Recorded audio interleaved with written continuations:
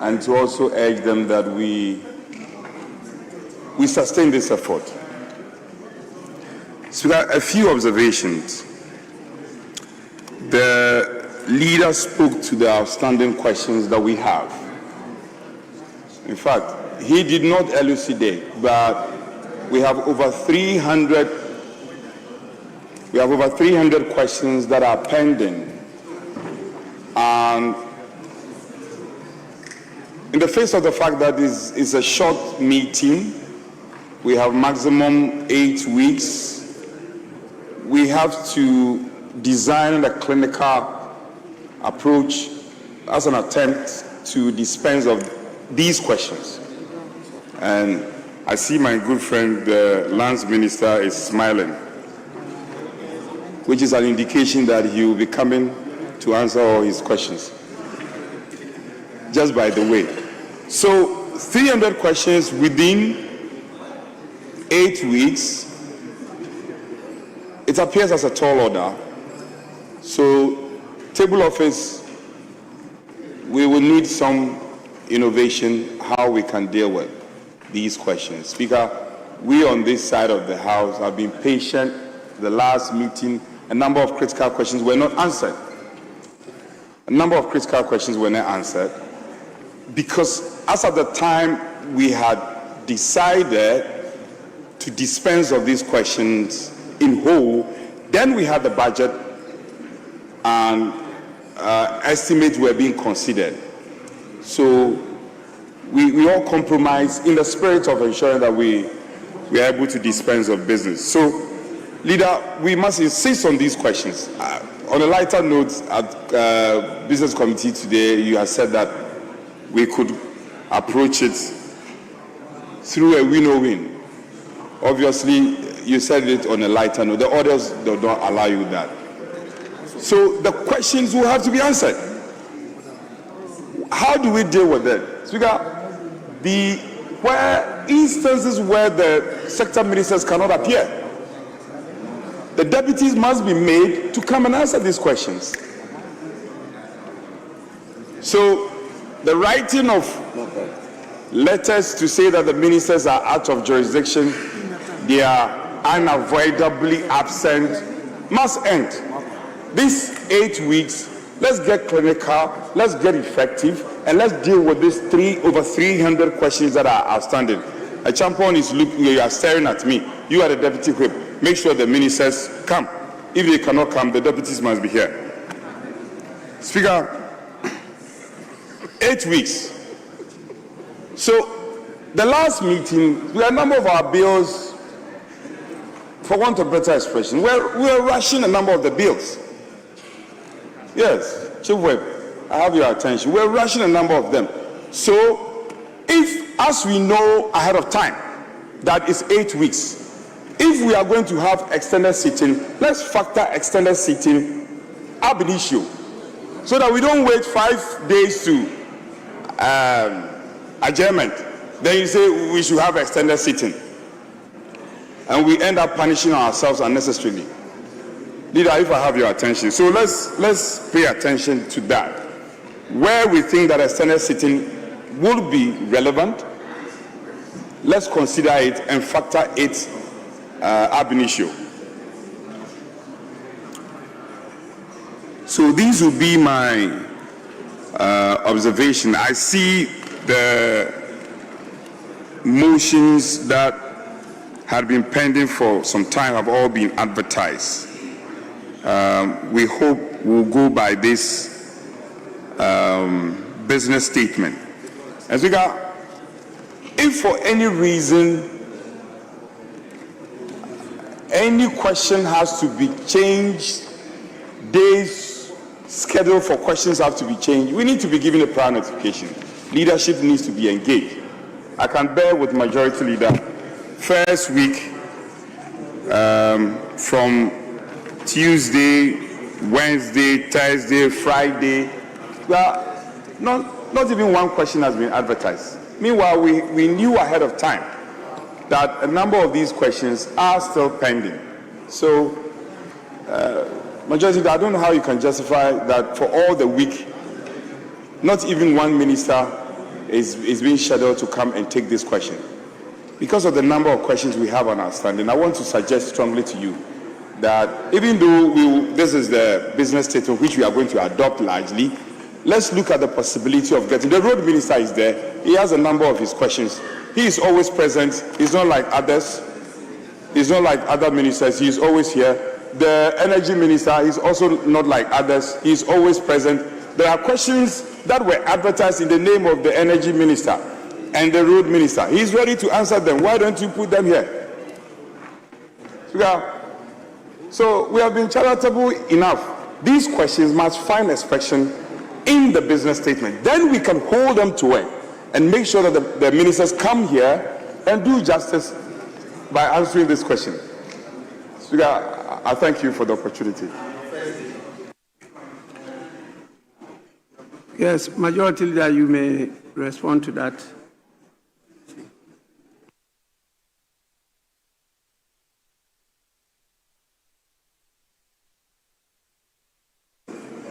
Right, Honourable Speaker,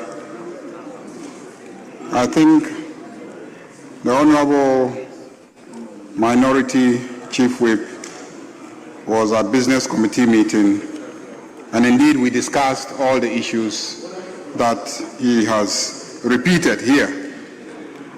And I had given him every assurance that we are going to engage the ministers and ensure that as much as possible we are able to have them in the House to answer as many questions as possible.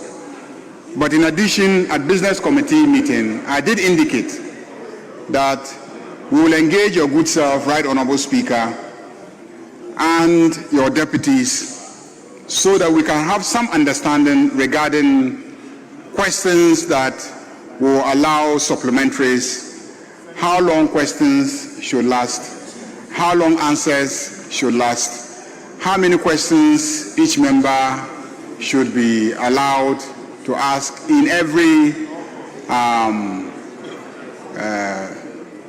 meeting, so that we can manage the time very efficiently. So all those were discussed at Business Committee meeting. And also, we urge the various committee chairpersons to whom bills have been referred to make sure that they report back to this House early enough for us to take those bills through consideration stage and not to wait until in the dying days of a meeting. Then they will be putting pressure on honorable colleagues to have to stay late into the night to work on those bills. And so we'll be pushing the various chairpersons to work on bills referred to them expeditiously and bring it back to this House. And I've started insisting and demanding that all chairpersons who have had bills pending before them, before we went on recess, must immediately bring them the report at least for us to debate, and then we take the bills through the consideration stage. That's the only way that we can ensure that some bills don't get taken in the dying days of a meeting, and then we'll all be having to sit here till late in the night. I can assure you that all ministers who have to be in this House are punctual. They attend. Sometimes the reason why you don't see ministers is that sometimes they come here waiting for us to start. I know, for instance, the finance minister was here around 12. He sat and waited. We've only started after 3 hours, and so he had to leave. And it's same with a lot of ministers. So let's also try and be punctual. Speaker was ready. The reason why Speaker didn't start sitting is because our friends opposite decided that they would go and visit the new flag bearer at a time when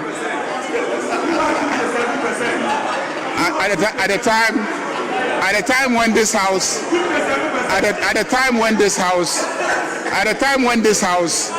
is supposed to be sitting.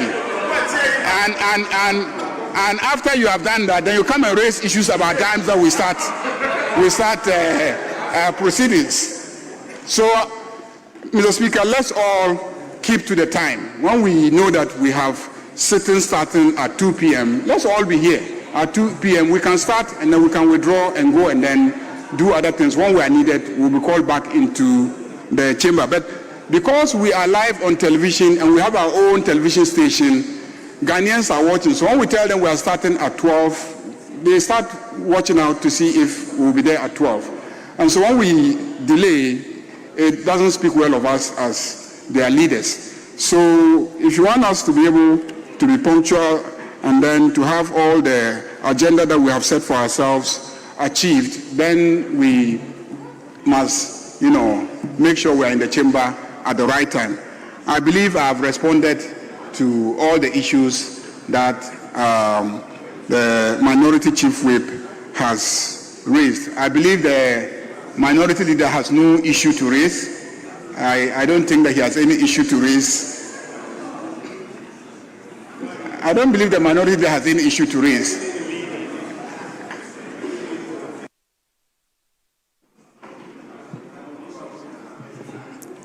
Honorable members, the issue of time management is key, and we are going to stick to that in this meeting and thereafter. So I will take it that the statement as presented is adopted. Yes, Minority Leader. Speaker, with respect, I have one issue, but I was signaling the Majority Leader that our colleague, Professor Nyakun, was on his feet. So I wanted him, if you so recognize him. I recognize you because of the invitation to treat Very well. by the Majority Leader. Mr. Speaker, he wants to start So if you want to add another thing, I will not accept that. Mr. Speaker, no, I'm saying that I was signaling him that my colleague... So you have nothing to say? Mr. Speaker, I do. Because Yes, I'll say it. Oh, before him? Well, Mr. Speaker, that's fine. Thank you. Mr. Speaker, with respect, we have an important matter which has been pending for several months. Mr. Speaker, you may recall that the Chief of Staff, through a letter, directed that state agencies should terminate employment of Ghanaian youths who were employed after the 2024 elections. Mr. Speaker, we the minority became aware with evidence that there were some excesses in the sense that though the letter was specific that those who were recruited after the 2024 elections, Ghanaian youth who had been employed as far back as 2017 were all dismissed from their lawful employ.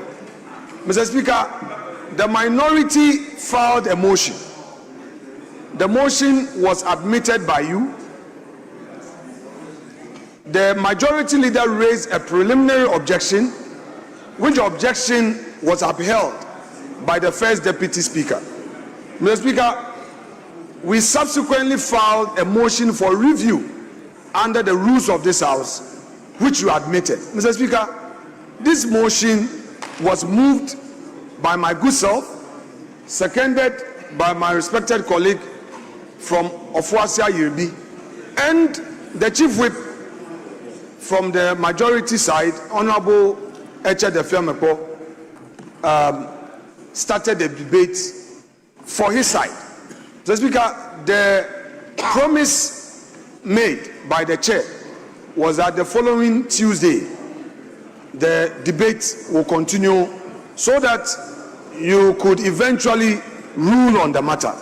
Mr. Speaker, unfortunately, because it was a matter that you were the only one to preside, and because of some other intervening matters, we've not been able to take this motion, much as we kept prompting the Majority Leader to take steps to allow this to be done. Mr. Speaker, several times the motion appeared on the order paper, but we could not take it.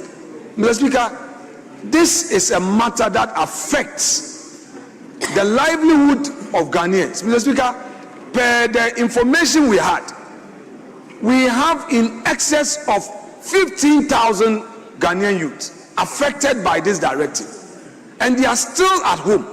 In fact, the last time the employment minister was on the floor, he said that he had also received some petitions and he has caused some investigations to be done and he will revert to us. But that does not stop the House from inquiring into the matter just for the sake of good governance.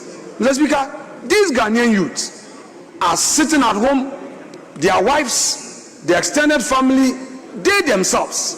It's been over a year that they are not getting any justice. So, Mr. Speaker, I would humbly plead with the leader of government business to endeavor to include the motion in this report. I raised this at the business committee, and of course I must be fair with him, to him. The understanding was that we would have to engage you so that you give us time to hear, since you are the only person who can sit or preside on this particular motion. So that, Mr. Speaker, you give your ruling for a body, a committee to be set up to investigate this matter, so that the people out there who have been affected by this directive will know that the representatives of the people, Parliament, cares about their interests, and we are always willing to take steps. It's getting to a year. We are in February. The directive came in March 2025. It's far too long. So, Mr. Speaker, that is my very humble prayer on this rising. Thank you so much, sir. Honorable members, on this matter, I direct that as chairman of the business committee, not leader of government business, but as chairman of the business committee, you cause this matter to be relisted and scheduled for consideration of the House. This thing has gone on since the inception of the Fourth Republic.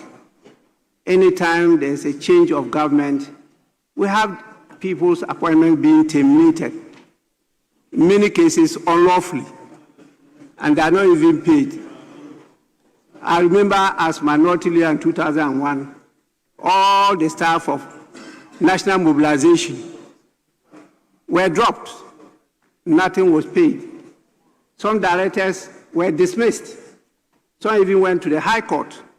Rulings were given. Government did not abide by the rulings. And the lawyers struggled and they could not enforce them. The same happened again in 2009, continued up to date. I mean, we can't keep on this way. We have to improve. So if Parliament has decided to give some guidance as to the way forward, I think it's a good motion that we should create the opportunity for Parliament to have a say. So please take this directive as urgent and make sure that this motion be relisted for the consideration of the House. With this, I just want to inform you that we have Majority Leader. Yes, Mr. Speaker. Time management. Yes, Mr. Speaker. Yes. He hasn't given the full facts. The objection that was raised in this House was based on the fact that the matter was pending in court. That was the objection that was raised. And the first Deputy Speaker ruled that to the extent that somebody had gone to seek constitutional enforcement of the rights of those people, it won't be appropriate for us as a Parliament to inquire into the matter.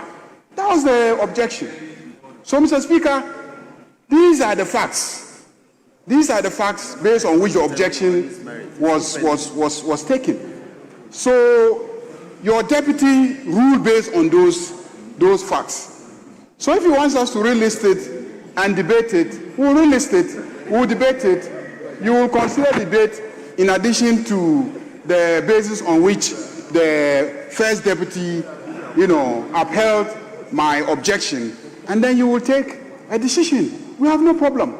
We're ready, except that when one of the parties has gone to court and the matter is in court, and then you say that Parliament should inquire into the same matter. And I said it will prejudice the outcome. And our rules are clear on that. So why don't we wait for them to litigate the matter in court and let us know the outcome? You're talking about some 200, 300. Who are they? Have you brought their list? When you file the motion, did you attach their names? Do you have specific people, specific organizations, and etc.? You just don't get up and then say things without any evidence.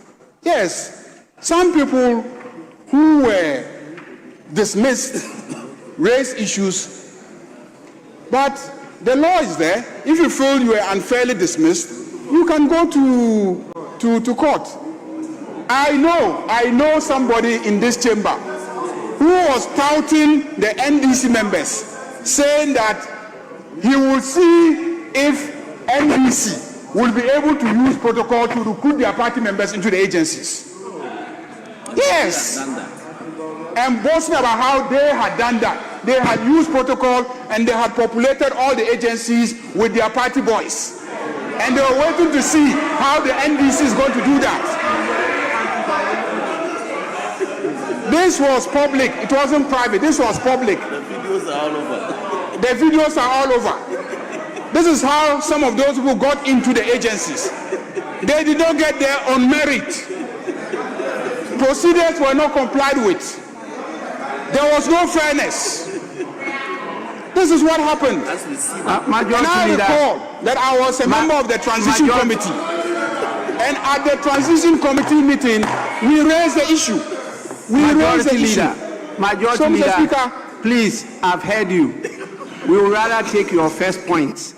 And for this second one, you are just speaking in favor of what I said.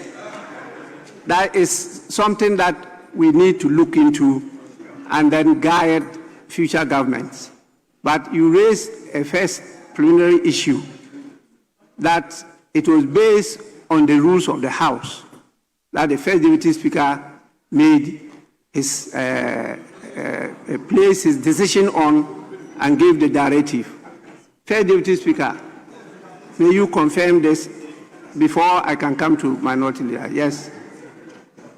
Right Honorable Speaker, it is very true that I base my decision on the fact that the matter was pending in court. Right Honorable Speaker, one of us, in the person of Vincent Ekwa Asafwa, took the matter to the Supreme Court, and at the time that the application was made, his case was pending before the Supreme Court. So to constitute a committee to investigate whilst the matter is pending squarely before the Supreme Court will offend our rules. So, Right Honorable Speaker, on the basis of that, I ruled and given the appropriate directives. Honorable Eko Asafwa, or the Minority Leader, is the case still in court? Mr. Speaker, with respect, let me, please. Mr. Speaker, with respect, this is a house of rules. The Majority Leader, through the submissions he made, is trying to throw dust into our eyes. The ruling of the first Deputy Speaker was challenged under Order 127 of our rules. We attached the ruling and stated the full facts of the case and filed this before you. Mr. Speaker, what the issue is simply that you admitted the grounds of our appeal. You admitted our motion for review. And in fact, we have actually moved our review application. I moved the review application. Honorable Member for Fuasa Yebi seconded the review application, and Honorable Defia Mako started the debate, had a 25-minute submission at the dispatch box. His boss was not there on this side. So, Mr. Speaker, all we are saying is that let us continue the debate. All this thing that he's saying, there was a ruling, we've moved past that. If a body of first instance makes a determination and a plaintiff in that matter is dissatisfied and appeals it, and a higher authority upholds the grounds of appeal and opens the case up, you don't go back and say that there was a ruling. We've moved past that. We've moved the motion. It's been seconded, and you, the majority, you have submitted strong points in opposing our application. What we, Mr. Speaker, is saying is that let us relist it, because the motion has been pending. We need to continue the debate. Then he makes a determination. That's what Mr. Speaker is saying. But where you are taking us back to, Mr. Speaker, is just to confuse everybody. We've moved past that. We've moved past that. Again, Mr. Speaker, our friends on the other side are not coming from a principled angle. The same argument. Mr. Speaker, we relied, the minority relied on the first deputy speaker's ruling in the matter of Justice Arabe Sabat Tokonu. When the nomination came before this house, our argument was that for the time being, the ruling, which is the precedence in this house, was his ruling, which is if a matter is pending before court, to avoid any injustice, this house must stay its hands. This is what he said. Now, at the time my Lord Bafubwani was nominated, there were pending cases by Justice Tokonu. Two, the issues that can you be tolerant? The issues that my Lord Tokonu was pursuing had to do with her employment, and we felt that, Mr. Speaker, by allowing the vetting, it would have adverse effect on the case before the court, especially so when my Lord Bafubwani was the one to ensure the empaneling. But our friends said no. Honorable Minority Leader, please let me listen to the first deputy speaker. Mr. Speaker, is he on a point of order? I don't know. So let's listen to him. Mr. Speaker, very well. Let's listen to him first. Right, Honorable Speaker. Before delivering my ruling, based on the fact that Honorable Eko Asafua has taken the matter before the Supreme Court, I was furnished with a copy of the court process. In the case of Tokonu that he's referring to before the vetting committee, I have no process of the court before me, attesting to the fact that this matter is pending before court. So the two issues are quite different. I made my ruling based on the fact that in raising the objection, the process of the court was finished. And you look at the relief being sought at the Supreme Court, there is no way by which those actions will be pending, those reliefs will be pending before the Supreme Court, yet Parliament will be delving into the matter. So I use the principle of sub judice to make my ruling. And Mr. Speaker, we are speaking in public. We do not uphold grounds of appeal. You uphold appeal or you dismiss the appeal. So there is nothing like upholding grounds of appeal.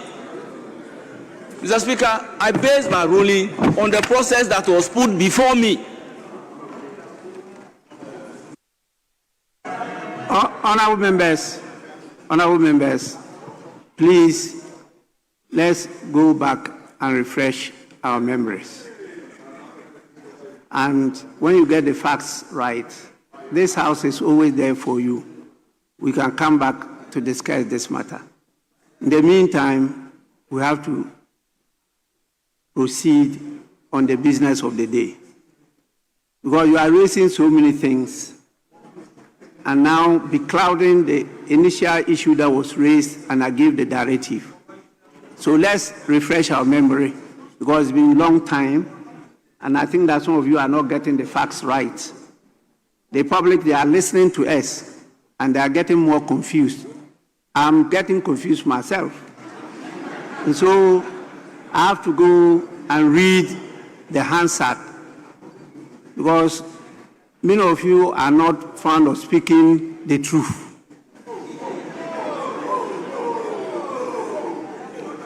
Well, one of the things I hate in life is to tell lies. I'm being truthful and factual. We can audit the Hansard, and you see that I'm on all fours on this matter. Please, when they want to raise the issue, you say, oh, it's politics. I see politics is about speaking on truths. So please, let's go and refresh our memory on this matter. In the meantime, the business statement as presented is adopted. We have before us some students from some educational institutions visiting us, I believe, for the first time. We have students from the University of Cape Coast. These are students studying international relations, and they are being led by one of their lecturers by name Dr. Solomon Sika Bright. Sika, am I right? Is it Sika?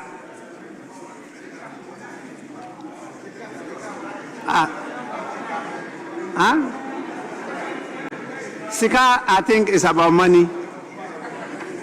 And then he's bright. They definitely are coming from Cape Coast North, and there are 66 in number. Honorable members, you can see them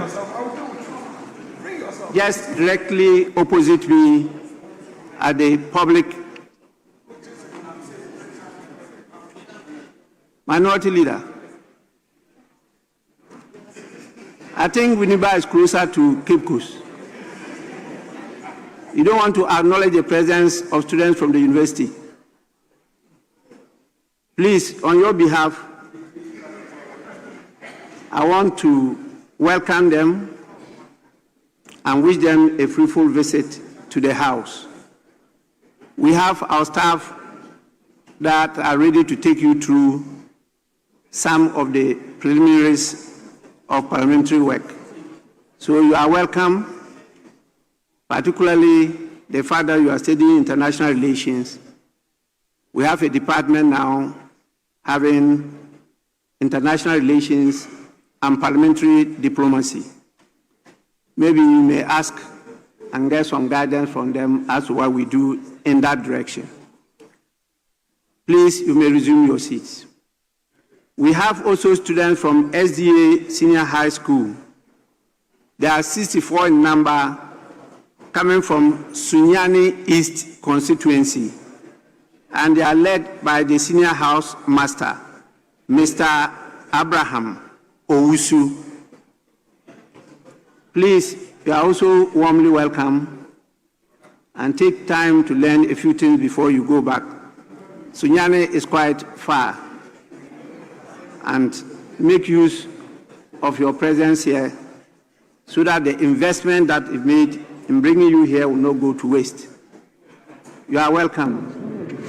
Honorable members, let's move on to the next item.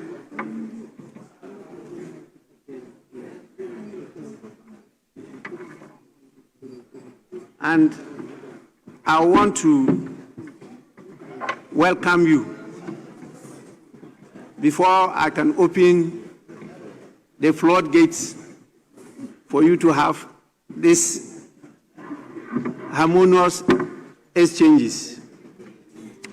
And so I'll read a short statement to welcome all of you to this meeting. Honorable members, I warmly welcome you to the first meeting of the second session of the 9th Parliament of the 4th Republic of Ghana, which formally commences today, Tuesday, 3rd February 2026, and scheduled to recess on the 27th of March 2026. The House, and indeed the nation, remains deeply grateful to Almighty God for the guidance, protection, and special grace He bestowed upon us. It is God and nothing else that enabled us to successfully conclude the first session of the 9th Parliament. By His providence, we are gathered here today, 1 year into the life of the 9th Parliament, with renewed sense of purpose and commitment to serve our dear nation and its people. Honorable members, it is my hope that the recess afforded you the opportunity to receive feedback from our people, reflect, and to replenish your capabilities for a strenuous and focused business of this second session of the 9th Parliament. Honorable members, during the first session, Parliament made steady progress in the discharge of its constitutional mandate. Notable among our achievements were the orientation of new members, the constitution and operationalization of the committees of the House, and the consideration and passage of bills, constitutional and statutory instruments, as well as other essential parliamentary business. These accomplishments reflect the collective efforts of honorable members, parliamentary leadership, committees, officers of the parliamentary service, and civil society organizations. I want to take this opportunity to commend the leadership and all members and staff for your dedication and hard work. Notwithstanding these achievements, we must also acknowledge with candor the challenges we encountered during the period under review. The first session tested us in many important ways. It tested our endurance and adherence to parliamentary discipline, our tolerance for different views, and our collective commitment to the traditions, customs, and conventions that sustain the democratic culture of Parliament. These trying moments invite us to reflect not merely on events, but on the standards we set for ourselves as custodians of the people's mandate. It is through such reflection that institutions learn lessons, mature, and become stronger. Accordingly, I wish to inform the House that the Speakership, together with leadership of the House, is planning to observe the 1-year anniversary of the inception of the 9th Parliament. This event will provide an opportunity for deeper introspection into the operations, conduct, and the lived experiences of the first session of the 9th Parliament, with a view to distilling lessons to guide the work and conduct of business during the second session. The date for this observance and the detailed program outline will be communicated to honorable members and the public in due course. Let me underline, honorable members, that this occasion will be institutionalized at the commencement of each session to serve as a means of taking stock of the conduct and performance of Parliament during the preceding session and to enable us to take measures to guide proceedings in the session that follows. The past year was also marked by moments of deep sorrow and grief for the entire nation. This House was affected. The House lost 3 distinguished colleagues. Honorable Murtala Mohammed, Member of Parliament for Tamal Central, Honorable Enesia Kumi, Member of Parliament for Akotia, and very recently, Honorable Naza Turi Mahama, Member of Parliament for Ayawaso East. The earlier ones, we observed a minute silence. Today, I'll allow a statement to be made to give us the opportunity to do the same for the latest, that is Honorable Naza Turi Mahama. In the meantime, with your kind permission, may their souls rest in perfect peace in the bosom of the Almighty God. The passing of these patriots is a solemn reminder of the fragility of life and the sacrifices inherent in public service. Their departure therefore calls upon us to uphold compassion, solidarity, mutual support, and love for one another, even as we engage in robust debate to make our lives in this world a better experience. While differences of opinion are natural in every democratic parliament, respect for one another, love and unity of purpose must always hold sway over hatred and bitter partisanship. Honorable members, the second session, and particularly this meeting, presents us with a demanding legislative and oversight agenda. By the provisions of Order 47 of the Standing Orders of Parliament, the Clerk to Parliament is enjoined to send to each member a copy of the agenda of the meeting. This meeting offers us a renewed opportunity to strengthen cooperation, build consensus on matters of national importance, restore and sustain public trust and confidence in Parliament through disciplined, transparent, and accountable conduct. It is my hope that honorable members will rise above partisanship when circumstances require us to do so.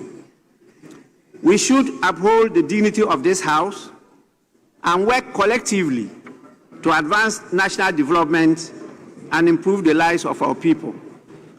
With these words, I wish all members a peaceful, productive, and purposeful deliberations during this meeting. We have a blessed parliament and a blessed country. Let us cherish and preserve them. I thank you all for your attention. I will now give opportunity to your leaders to also say a few words of welcome to all of you, starting with the minority leader.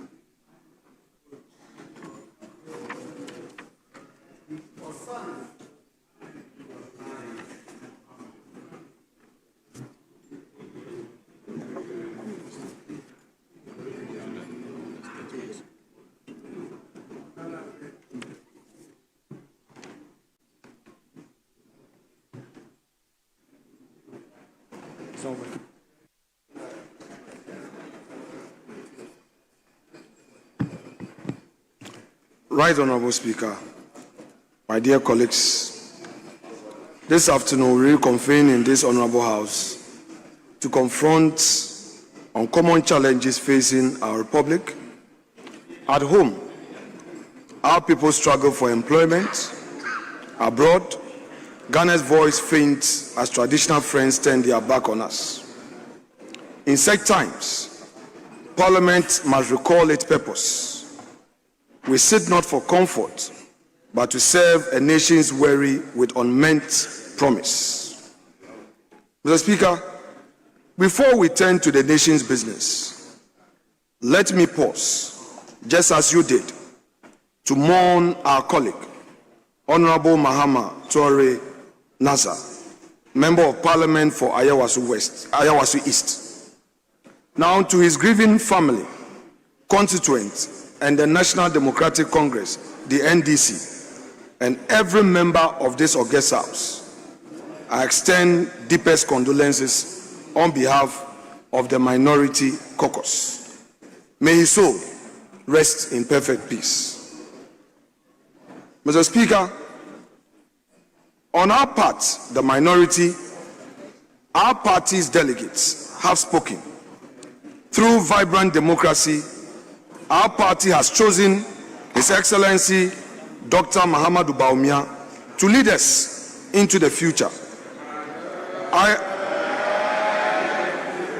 Mr. Speaker, I am happy to say that this morning the caucus extended warmest congratulations to the flag bearer, and we promised to work with him and stand shoulder to shoulder with him to deliver on his vision for our party and for our country come December 2028 elections.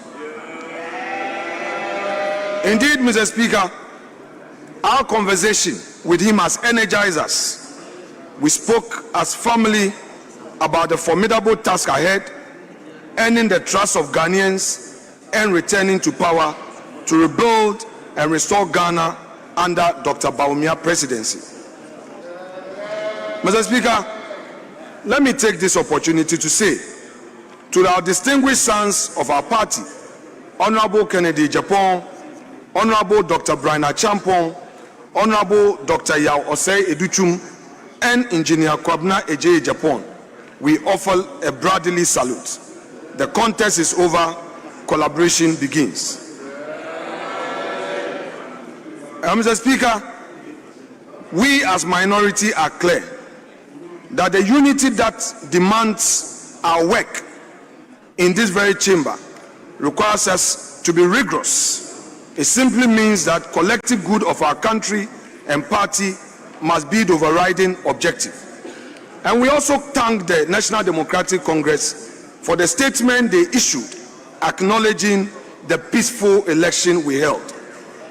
Our flag bearers' first great task and ours start this very hour. The journey to begin 2028 begins with the very first step we take together right now. Mr. Speaker, Ghana is crying out for bold, competent, proven leadership. The current administration, in our view, is failing to manage our economy with transformation in mind, failing to inspire confidence, failing to uphold the dignity of our people. But our duty as minority is not merely to critique. The New Patriotic Party is not just a political option. It is a singular solution Ghana requires. Mr. Speaker, the records will bear us out. We show that for 8 years under President Kufuor and under President Akufo-Addo's leadership, we led Ghana towards transformation until COVID struck. Against all odds, we put Ghana back on the path of recovery. Indeed, the NDC offers much more PR gimmick than proper management. The MPP offers a proven blueprint. History will ask what will build when Ghana needed us most. The solution is here, and the solution is us. Mr. Speaker, it is also with profound joy that we welcome back to this House our honorable colleague, Honorable Matthew Nyindam, Member of Parliament for Pandai, to his rightful place. The Supreme Court has spoken with constitutional authority, validating his election and restoring justice. This is a resounding triumph for democracy itself. We hail the justices for their courage in the face of brazen attempt to stampede them into politically expedient miscarriage of justice. This House has urged institutional restraint, as we did with the bogus processes that, in our view, forced the Chief Justice, Justice Arabe Alberto Kunu, out of office. But our colleagues opposite chose to speed up the process, which we again oppose. Mr. Speaker, let this be our pledge. We shall model maturity, eschewing hasty suspensions that invite chaos. In restraint lies our strength, in haste our humiliation. Outside this chamber, the story is harsher. A nation without two important ministers. It has been months since the tragic helicopter crash took our ministers for defense and environment. Those vital ministries remain without substantive leadership. We demand forthwith that Mr. President nominate these ministers to mount these ministries. It is not enough to have the Minister of Finance with a huge responsibility also taking up the Ministry of Defense. Mr. Speaker, on jobs, last November, 6 young women died in a stampede at Elwak Sports Stadium during recruitment. When a country turns a recruitment gate into graveyard, it is a government that has failed our youth. On food, farmers complain of losses while families struggle with high prices. When food rots in villages, while children sleep hungry in towns, the problem is policy and logistics. Meanwhile, government says that inflation has come down. Our farmers have always carried Ghana on their shoulders with respect to food security in the country. Unfortunately, 2025, farmers were faced with lack of agricultural inputs, fertilizers, certified seeds, and agricultural machinery distributed to farmers were woefully Honorable Minority Leader, I'm sorry. I have to move to another meeting. Sure. So the first Deputy Speaker will take the chair.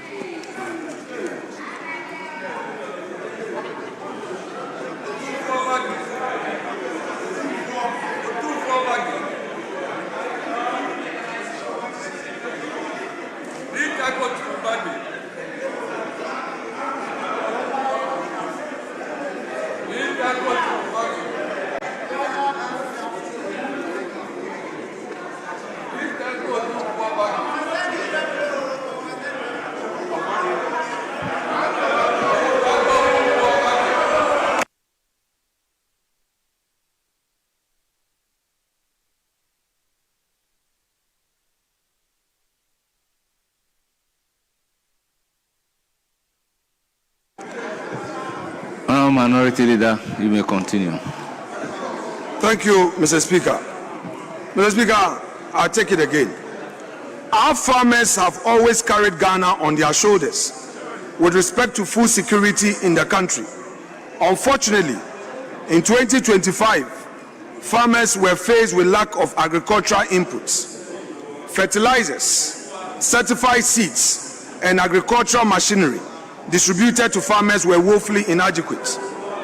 The food glut challenge we witnessed in 2025 must also be properly addressed. Mr. Speaker, we expect the government to ensure that adequate warehouses are provided and that all warehouses that were started by the previous administration must be completed in good time. Mr. Speaker, again, our cocoa farmers are crying for payment. We hereby urge the Ministry of Agric and the Ministry of Finance to take steps to ensure that our hard-working cocoa farmers are paid for all supplies that they make to Cocoa Board. Mr. Speaker, in our country today, gold has turned to ghosts. The hardship is not accident. It is the consequence of choices, including those that threaten our collective wealth as a nation. During the recess, not one but two distinct gold scandals rocked the very foundations of our economy, revealing a pattern of staggering incompetence and catastrophic failure. First, Mr. Speaker, we confronted the missing millions. The IMF published a report and flagged 240 million losses through the third quarter 2025 from Gold for Reserves program. These were not hypothetical risks. These were realized losses, lost to trading shortfalls and questionable fees. This sum is not an abstraction. It is classrooms never built, hospital equipment never procured, farm input never graded. It is the future of our nation sacrificed on the altar of opaque and reckless financial engineering. But this situation did not end with the missing money. It escalated to vanishing gold itself. Official Bank of Ghana data confirms a collapse to so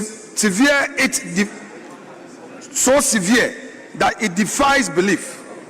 Our gold reserves, which stood at 37.1 tons in September 2025, plunged by nearly 50% to near 18.6 tons by December. In just 3 months, we witnessed the utter evaporation of prior gains, financial phantom event that has left our national balance sheet dangerously exposed. The connection between these two catastrophes is not incidental. It is a causal and speaks to profound moral failure.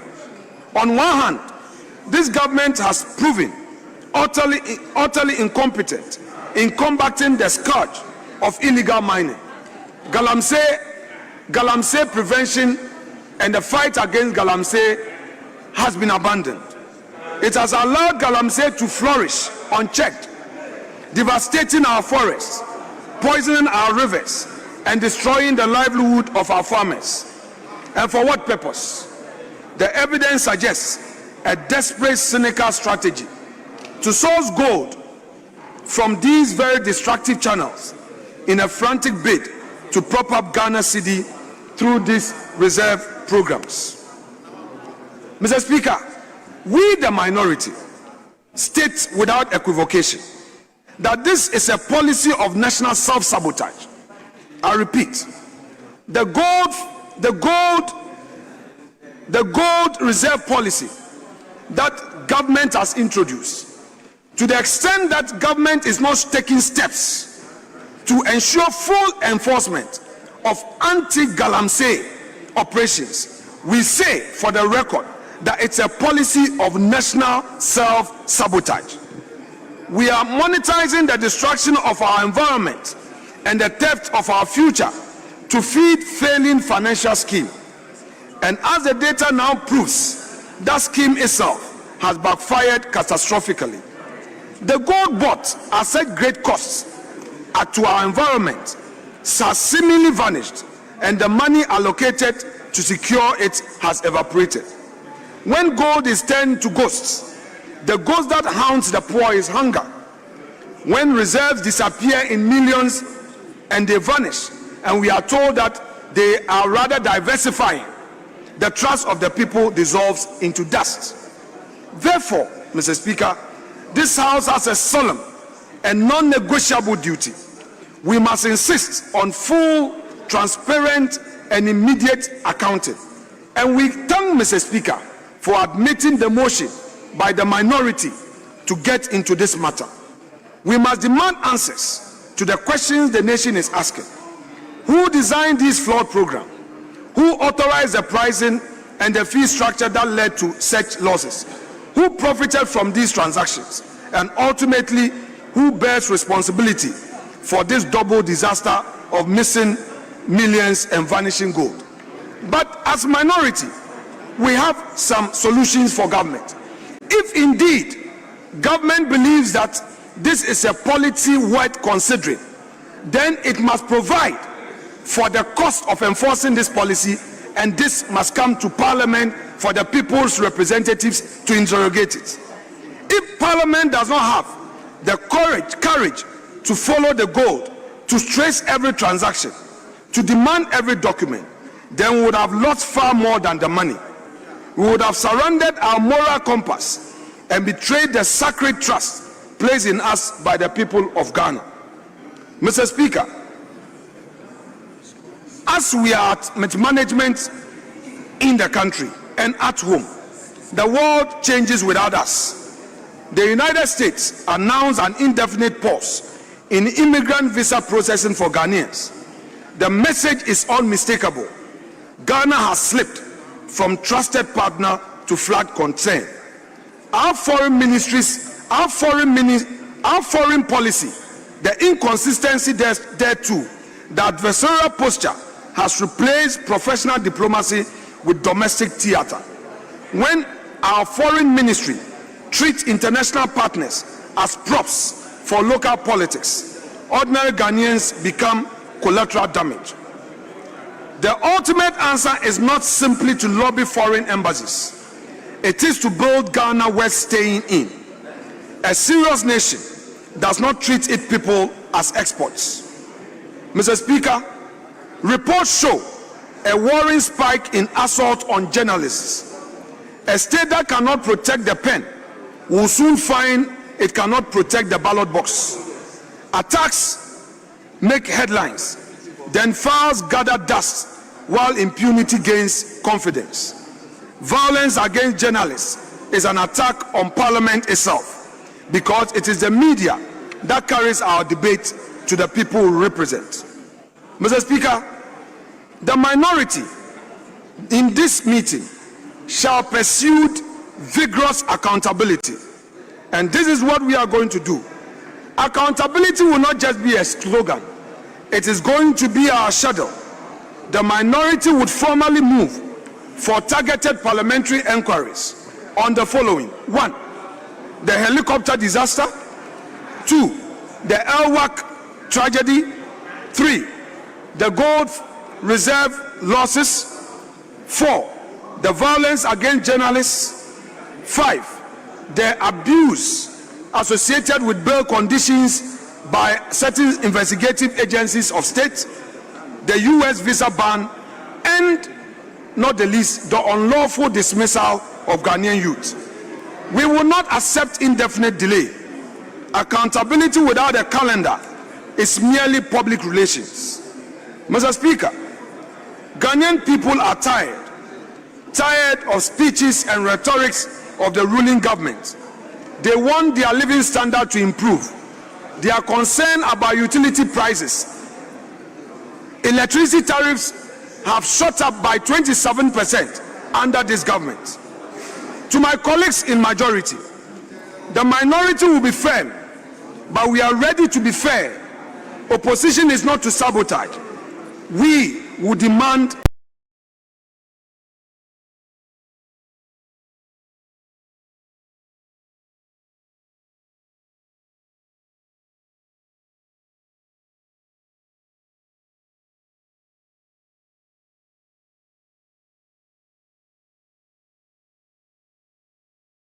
will echo in the homes of the jobless, in the heart of the grieving, and in the verdict of history.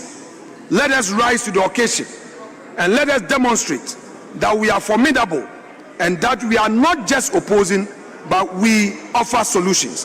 Mr. Speaker, let me on this note thank colleagues and welcome them back to this chamber and wish all of us a successful deliberation. Thank you so much.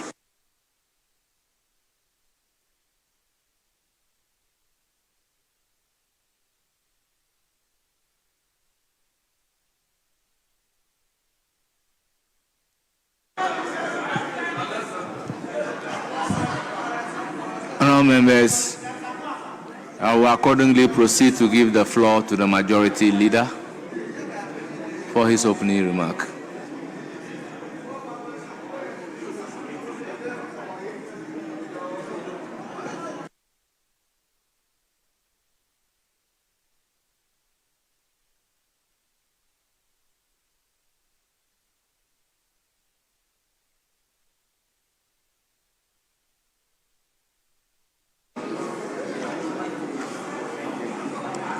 Honorable colleagues, Right Honorable Speaker,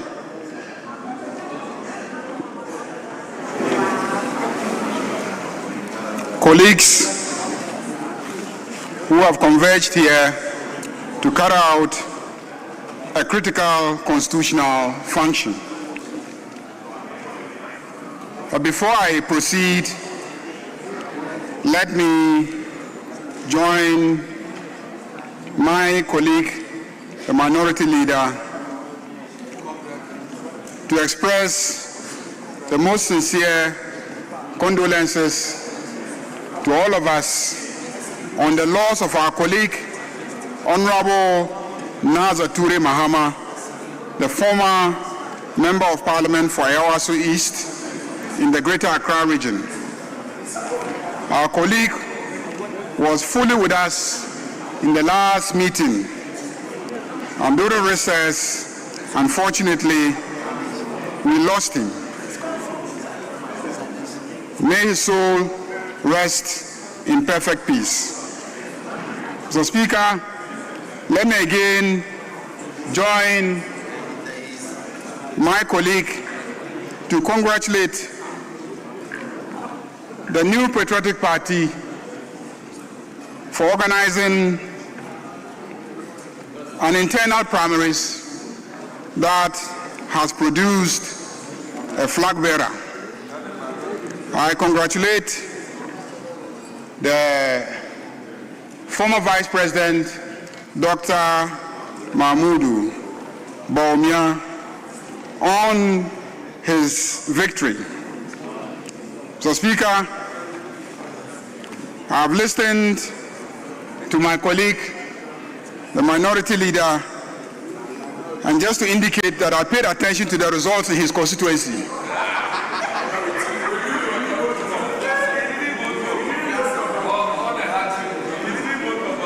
Honorable Kennedy got 644 votes.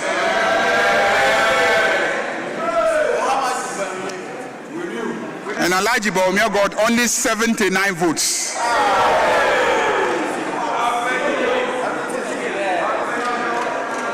In the constituency of the minority leader.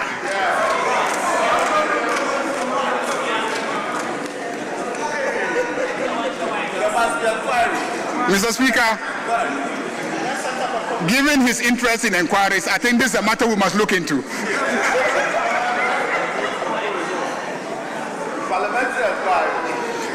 Mr. Speaker, this House reconvenes at a time when the Ghanaian economy has regained stability after a period of severe distress. Mr. Speaker, I just listened to my colleague, the minority leader, speak extensively about the Ghana Gold Board and the loss that is reported to have occurred.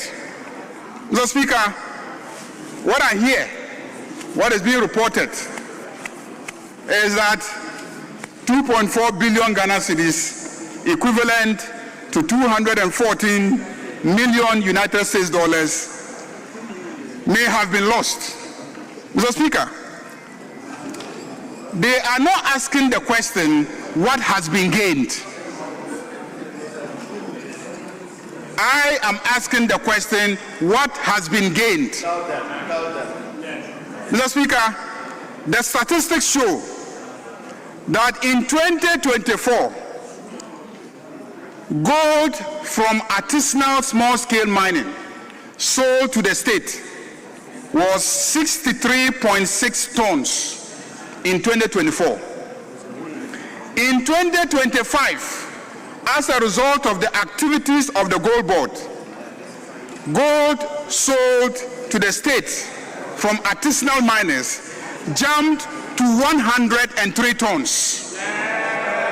From 63.6 tons to 103 tons.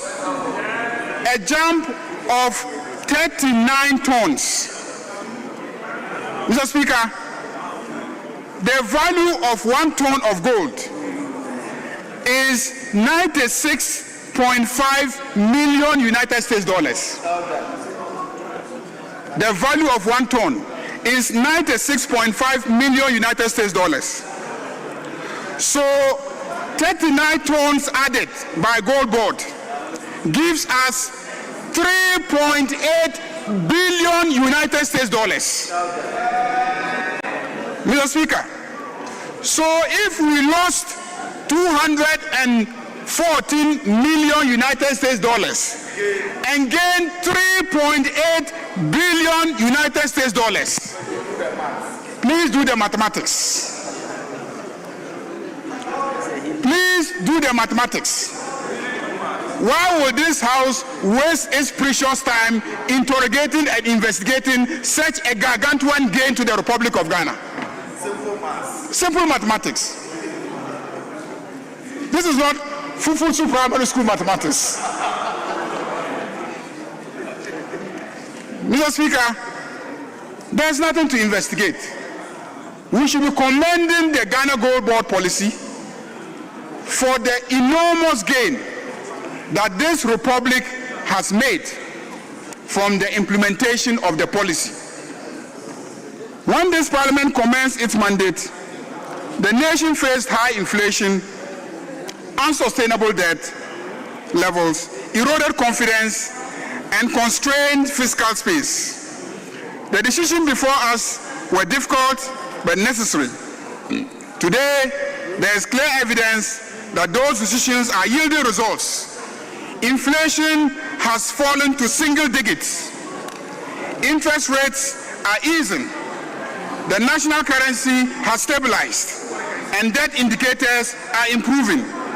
These outcomes reflect disciplined policy choices, strong institutional coordination, and importantly, the robust oversight, scrutiny, and approvals exercised by this House in fulfillment of our constitutional mandate. Right Honourable Speaker, Parliament is not an appendage of the executive. We are an independent arm of government entrusted by the people of Ghana to approve, amend, reject, and hold the executive to account. In performing this duty, Parliament has acted in the national interest, balancing economic necessity with social responsibility and ensuring transparency, accountability, and respect for democratic process. Right Honourable Speaker, as we begin this new session, our task must now evolve. Economic stabilization, while necessary, is not sufficient. The responsibility before this House is to support legislation and policies that convert stability into growth, growth into jobs, and jobs into improved living standards for our people. Mr. Speaker, this House must also reaffirm its commitment to constructive debate and cooperation.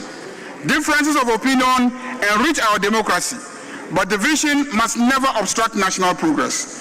Ghanaians expect solutions, not stalemate. It is also right, Honourable Speaker, that we acknowledge effective leadership when it delivers results. That is why I am here to once again commend President John Dramani Mahama and the National Democratic Congress, because they deserve commendation for the discipline, experience, and clarity with which they have governed during a challenging period of our nation.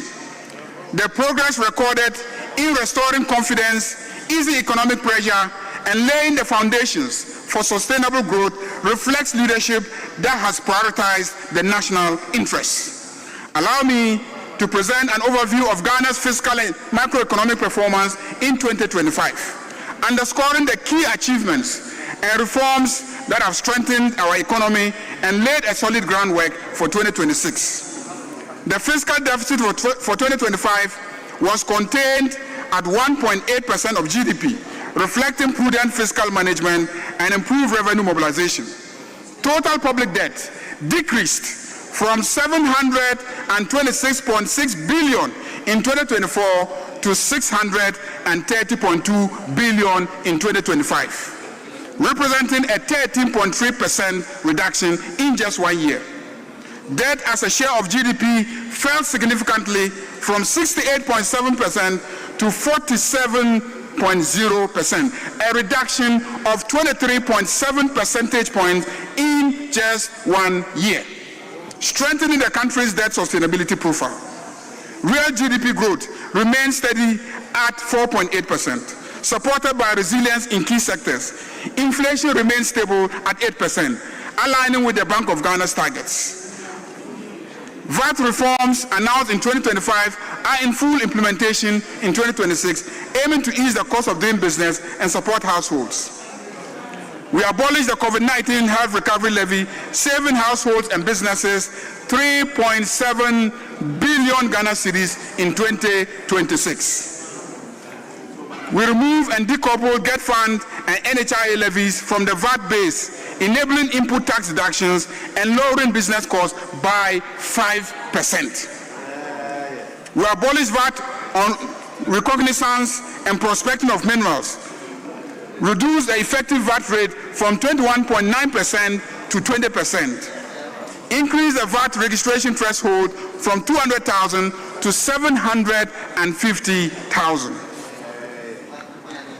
Mr. Speaker, we extended the VAT zero rating on locally manufactured textiles to 2028. We recapitalized ADB and CBG with 1 billion Ghana cedis, strengthening the financial sector, making it stable, supporting credit flows to households and businesses. For the first time since 2007, when the cedi was redenominated, the Ghanaian cedi appreciated by 32% against the United States dollars, marking a historic milestone and reflecting the resilience of our economy and the success of our stabilization policies. Average lending rates have declined from 30% to 22%, and treasury bill rates from 29% to 11%, making financing more affordable for businesses and households. These improvements have generated approximately 8 billion Ghana cedis in national savings on interest, directly benefiting the private sector and citizens. Mr. Speaker, honorable members, 2025 has been a year of fiscal consolidation, macroeconomic stability, and structural reform. These measures have positioned Ghana for sustainable growth in 2026, enhance debt sustainability, and improve the business and investment climate. Looking ahead, 2026 promises to be a transformative year for Ghana with targeted initiatives across all key sectors. Mr. Speaker, the government will complete 30 abandoned E-blocks, community day schools, and the GET Fund. Government will construct 200 new junior high schools, construct 200 new primary schools, construct 200 new kindergartens, and construct 400 teacher bungalows and 400 sanitation facilities. Funding will also be provided for textbooks, school furniture, and transport for learners. 6 new regional hospitals will commence construction this year, alongside 2 district hospitals at Bole and Shama, while 10 Agenda 111 hospital projects will be completed. Ongoing projects at La General, Efia Nkwanta, Komfo Anokye Maternity, and the Ashanti Regional Hospital will continue, and diagnostic and treatment centers will be established across major hospitals through PPPs. Mahama Cares will receive 2.3 billion Ghana cedis, and 9 billion is programmed for NHIS claims. Essential medicines, vaccines, and free primary health care will be ensured in the ensuing year. The government would allocate 500 million Ghana cedis for district housing, including resettlement of Akosombo Dam spillage victims. A major push will also be made for critical infrastructure, including the long-awaited Accra-Kumasi Expressway. Additionally, 200 million is earmarked for mini stadia. 1.1 billion will support LEAP, 401 million for women-owned SMEs through the Women's Development Bank, 170 million for the National Apprenticeship Program, and 169 million for BEC registration, 474 million for nursing trainee allowances, and 292 million for free sanitary pads for girls. The National Theatre in Accra will be rehabilitated, and the second theatre will be developed in Kumasi. 20 million will seed for Creative Arts Fund, and 150 million will support anti-illegal mining operations. 50 million is allocated for fishing nets and outboard motors. These initiatives collectively push 2026 as a year of tangible progress, improving education, healthcare, infrastructure, social protection, and economic opportunities for all Ghanaians. Let me also acknowledge the successful election of Dr. Mahmoud Bawumia as flag bearer of the New Patriotic Party. We congratulate him and his party for concluding that internal democratic process. Mr. Speaker, if you observed, my friends on the other side were all in white today to celebrate the victory.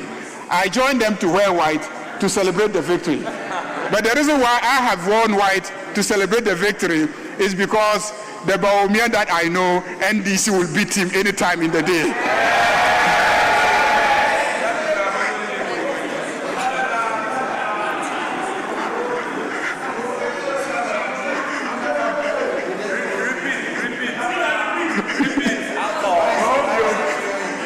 I say I am wearing white to join the MPP in the chamber to celebrate, because the Bawumia that I know, NDC can beat him any day. Right, Honourable Speaker, Ghanaians do not forget. Ghanaians do not forget. This is not a new beginning. It is a repackaging of the same administration, the same economic ideas, and the same record that pushed this nation to the edge. You cannot rewrite recent history, and you cannot rebrand responsibility away.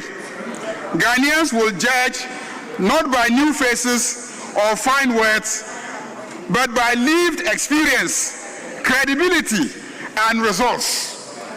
And they lived the experience of a Bawumia as a vice president, and the credibility of MPP and the Bawumia, and the results of the Bawumia economic management. Right, Honourable Speaker, the foundations of recovery have been laid. The responsibility before us now is to consolidate these gains and accelerate Ghana's journey towards sustainable growth and shared prosperity. We will be considering the following sector-related legislation. We will continue with the Ghana Cocoa Board Amendment Bill, the Ghana Investment Promotion Authority Bill, the Ghana Deposit Protection Amendment Bill will all be taken.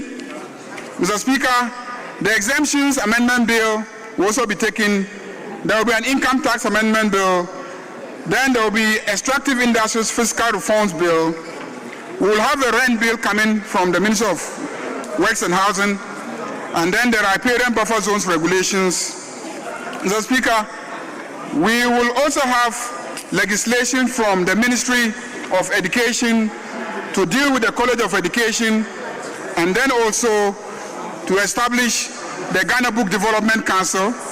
Mr. Speaker, we also will have the Environmental Protection Carbon Market Regulations 2026, the Basic Ionizing Radiation Control Regulations, the Integrated Management Systems Regulations, the Emergency Preparedness and Response Regulations, the Design of Nuclear Installation Regulations, the Review and Amendment of the Biosafety Act.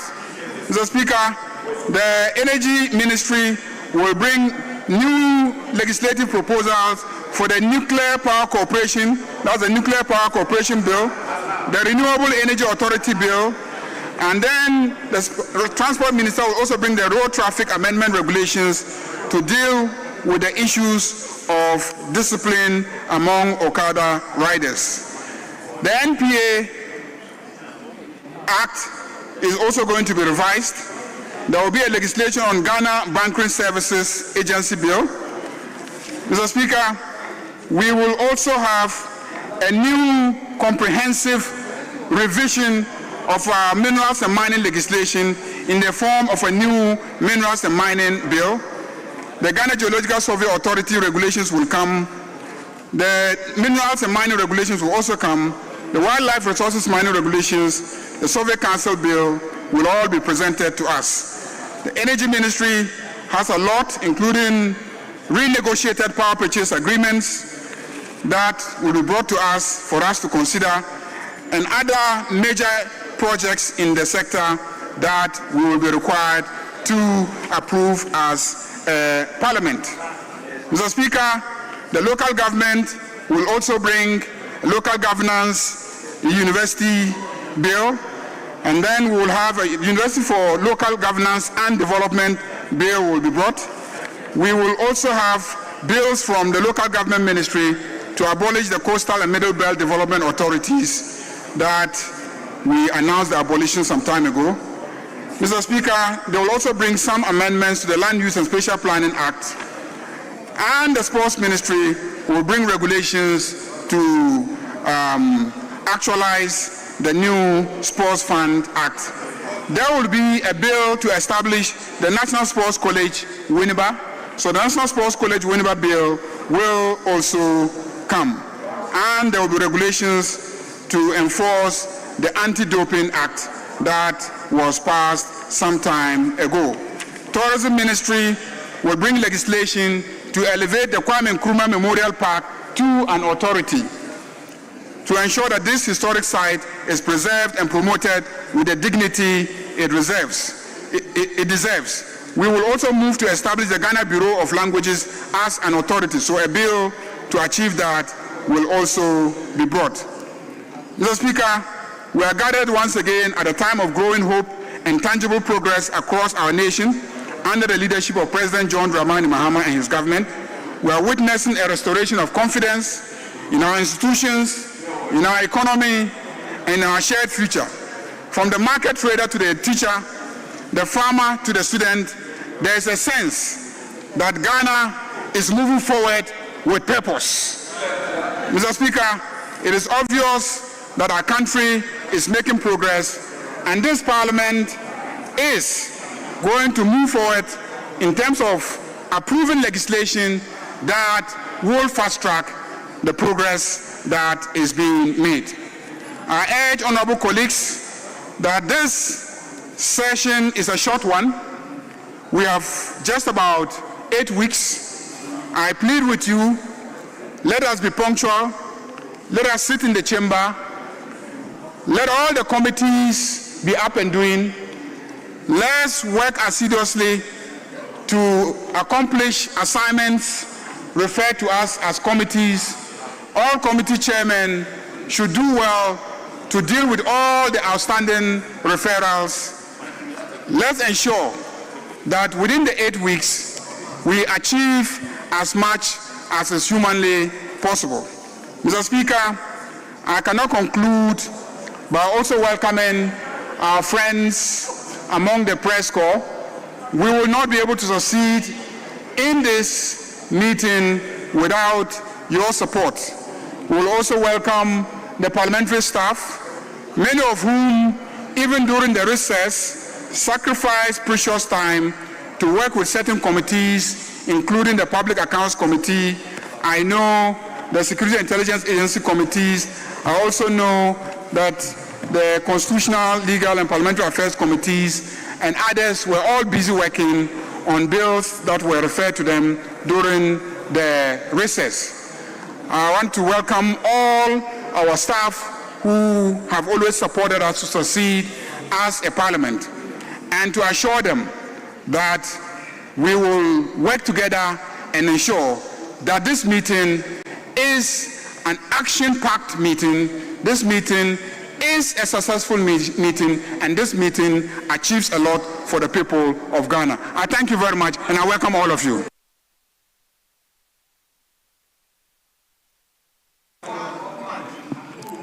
Thank you.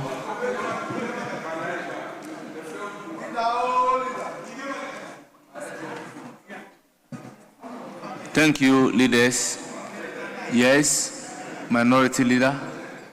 Mr. Speaker, with respect, my colleague, the Majority Leader, forgot to welcome Honorable Member for Pandai back into the chamber. I wanted to draw his attention.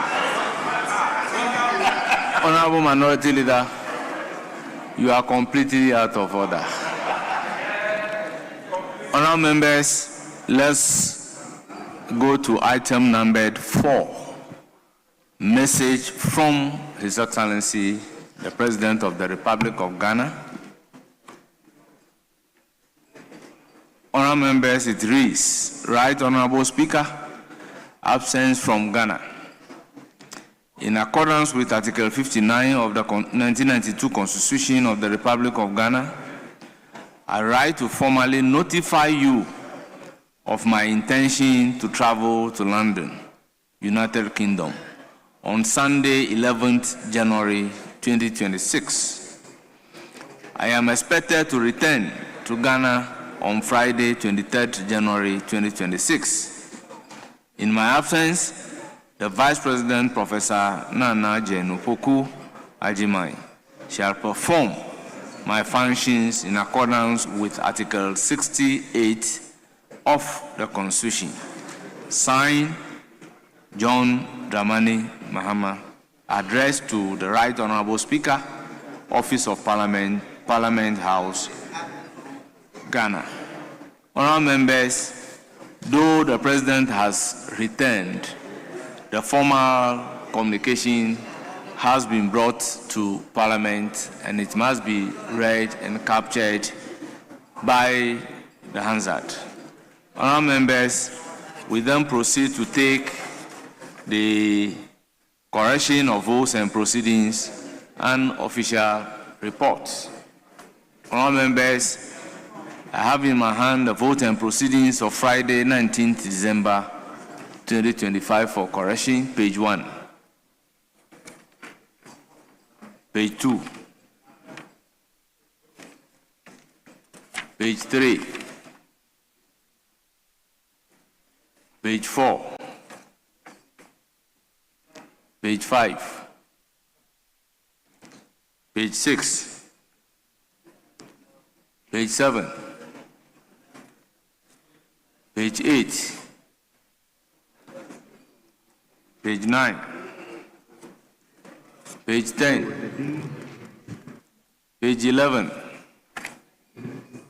page 12, page 13, page 14, page 15, page 16, page 17, page 18, 19, 20, 21, 22, 23, 24, 25, 26, 27,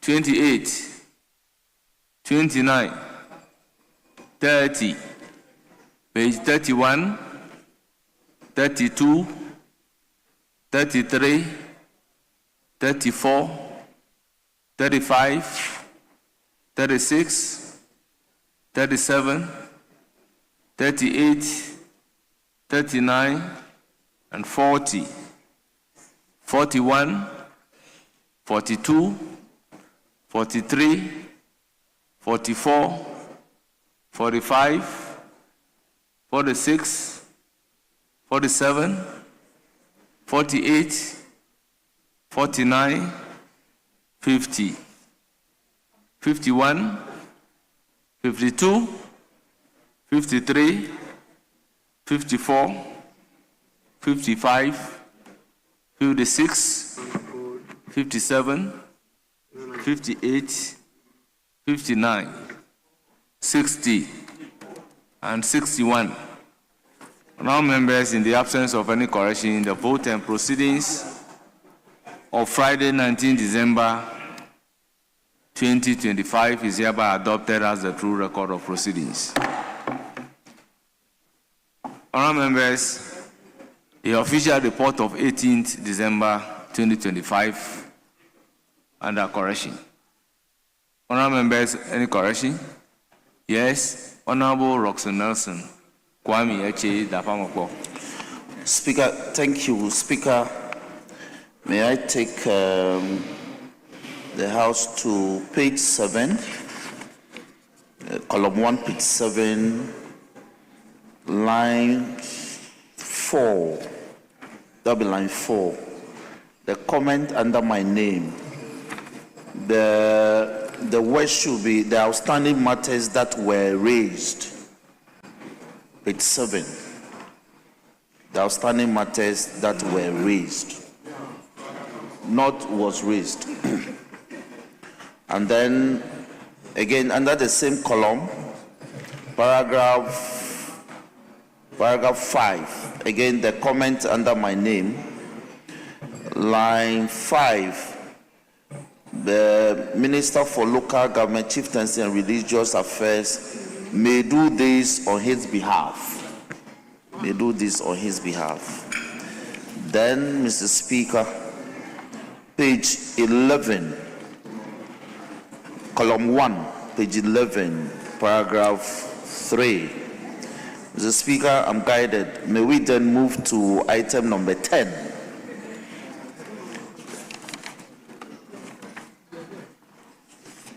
Mr. Speaker, I believe that will be all. Thank you for the opportunity. Thank you very much, Honourable Member. Any further correction?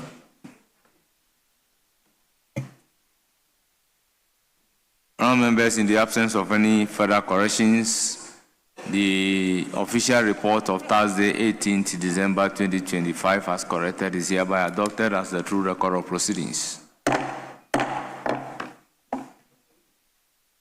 Honourable members, let's move to statement. Item numbered 8. Honourable members, I have a statement, more or less a tribute in memory of the late Honourable Naza Ture Mahama, to be taken by Honourable Jaja. Honourable, you have the floor. Thank you very much, Right Honourable Speaker. Mr. Speaker, with your leave, I read a tribute statement of the late colleague of ours, Honourable Alhaji Naza Ture Mahama. Mr. Speaker, Honourable Alhaji Naza Ture Mahama was a distinguished businessman, political leader, devoted family man, and committed servant of the people of Ayawaso East. His life was marked by excellence, humility, discipline, and unwavering dedication to public service.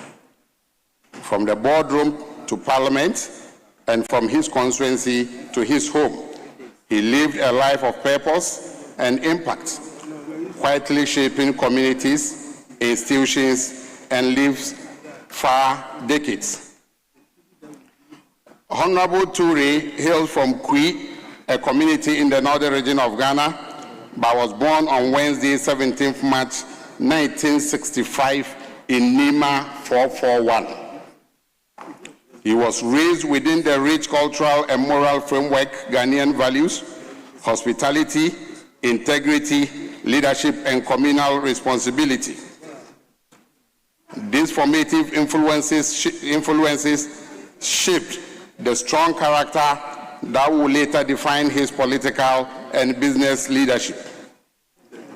Mr. Speaker, Honorable Ture began his basic education at Kanda 1 and 2 Primary School and later proceeded to West African Senior Secondary School, what we call WAS, in Accra. With a strong desire to broaden his horizon, he traveled extensively to Syria, Jordan, and Japan, gaining valuable work experiences that shaped his worldview, discipline, and commitment to service. After years abroad, he returned to Ghana in the year 2000 and soon aligned with the developmental vision of the National Democratic Congress, NDC. In the year 2006, he began active service in the party, earning the trust of members and community leaders through dedication, humility, and hard work.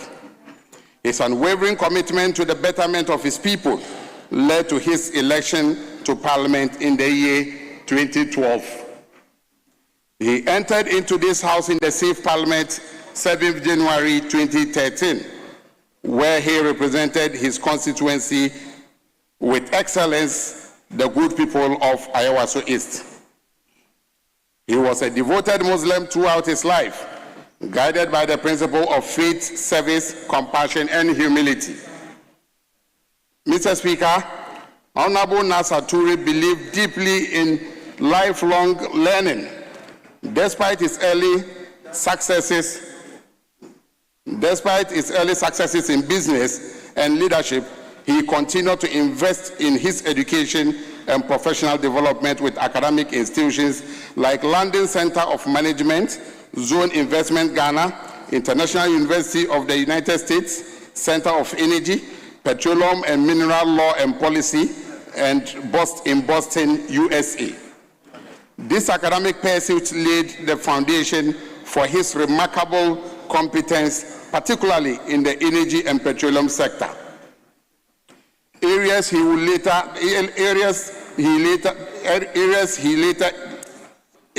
that later influenced significantly both in Parliament and in private enterprise.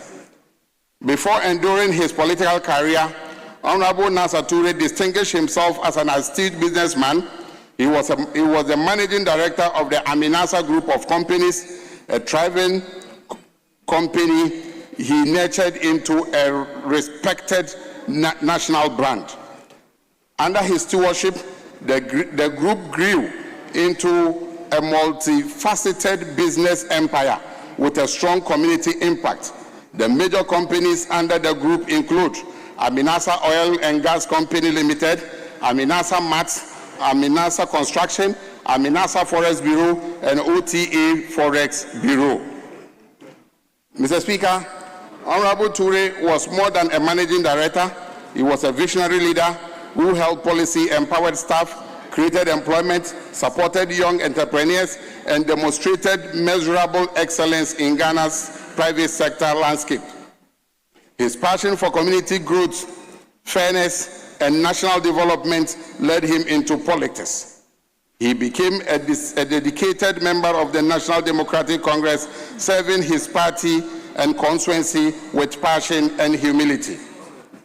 In 2012, he was elected as the Member of Parliament for Ayawaso East constituency in Accra, a passion he held with honorable distinction for 4 consecutive terms, serving until his demise in the year January 2026. Mr. Speaker, during his tenure, Honorable Mahama Ture served on a number of committees, including the Committee on Energy, where he was the vice chairman until he died, Committee on Roads and Transport as a member, House Committee, Private Members Bill and Private Members Motion. He served on the Judicial Committee and many others. Mr. Speaker, he also served on several boards, including the Petroleum Commission and Energy Commission. He was known among his colleagues as the calm, respectful, principled, and thoughtful legislator, one who preferred service to noise and impact to popularity.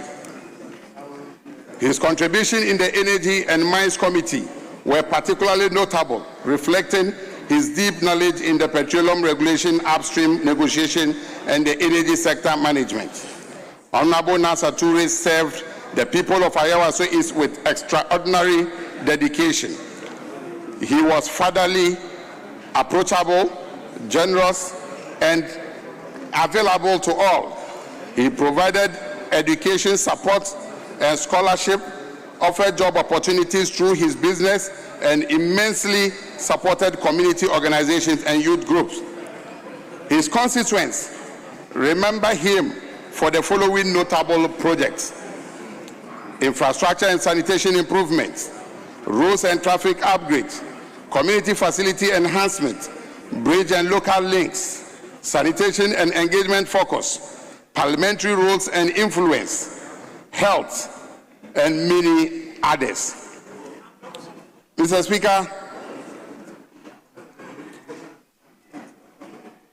Speaker, behind this public figure was a revered family, a devoted family man. Honorable Mahama was married to his beloved wife, Ajia Amina Adam Maknaza, for over 25 years now. The home was one filled with love, mutual respect, and partnership. He was blessed with a son and a daughter, and again, one adopted daughter. As a father, he was caring, present, loving, and protective. His children remember him as their guide, teacher, provider, and a hero. Honorable Nasser Toure fought his final illness with strength, dignity, and faith. Mr. Speaker, on Saturday, 4th January 2026, after a brief period of sickness, he passed away at the Kolebu Teaching Hospital. His transition marks the end of an era, but his legacy, values, and impact remain deeply entrenched in the hearts of his family, his constituency, his business community, and colleagues over here in Parliament. Honorable Nasser Toure lived a life worth celebrating, a life of service, excellence, humility, a devotion to both God and humanity. He was a pillar of strength, a beacon of leadership, and a blessing to all who encountered him. Mr. Speaker, let me end this with some 2 verses from the Quran. Quran chapter 20, verse 55, saying, Minha halaknakum, wa fiha nu'idukum, wa minha nukhrijukum taratan ukhra. To which, Mr. Speaker, this means from the earth we created you, and into the earth we will return you, and from it, the earth, we will extract you another day. That is Quran chapter 20, verse 55.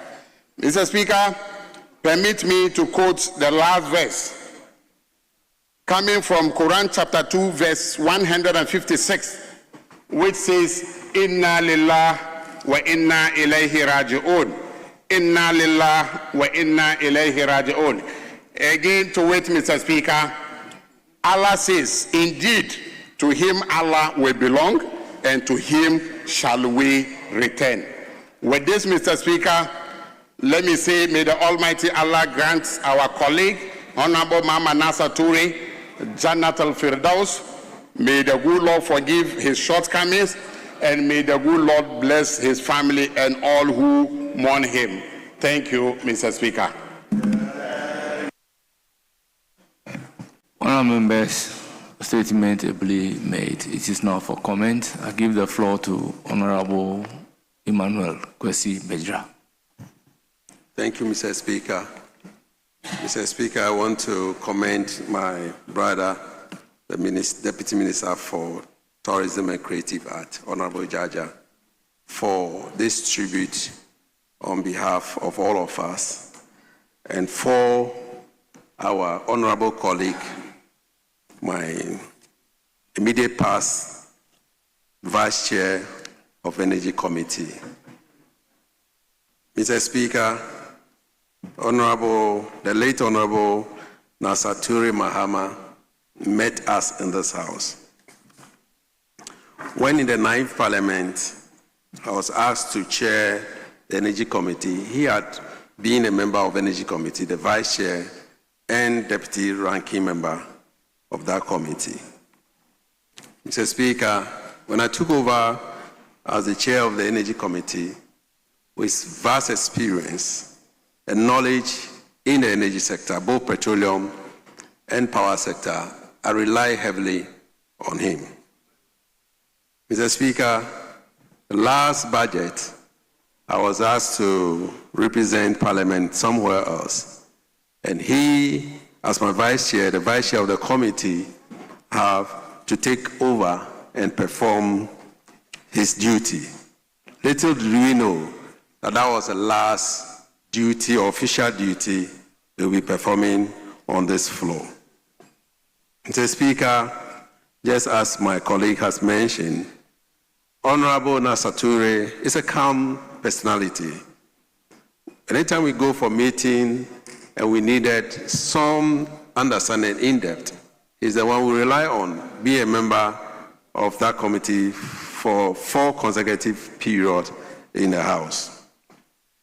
Mr. Speaker, we have lost a gem. We have lost someone who has knowledge in the field of petroleum and power. On the 4th of January, Sunday, I was driving to church when I heard the news that your vice chairman has passed on. Then quickly I made 2 calls and it was confirmed. I was really shocked because even though our colleague was not in the best health situation, anytime we have committee meetings, even outside, Honorable Jaja, Honorable Nasature would like to be at that committee meeting, sometimes at the peril of his own life. He travels with us, and you see him traveling back to Accra, and then returning to committee meetings or even our rounds when we are visiting some installations under our committee. He's one person who you will not find him being angry. Sometimes at provocation from other colleagues, you just say, Honorable Chairman, calm down. This thing we have done it before, and we'll do it again. It's, Honorable Chairman, calm down, calm down. Don't mind them. We've done this thing before. That's the person we have lost. We can only say, may his soul rest in peace, and we pray that his family will take solace in the fact that he has performed his duty and he has received a higher calling to perform there. Thank you, Mr. Speaker, for the opportunity. Yes, Honorable Matthew Nyindam.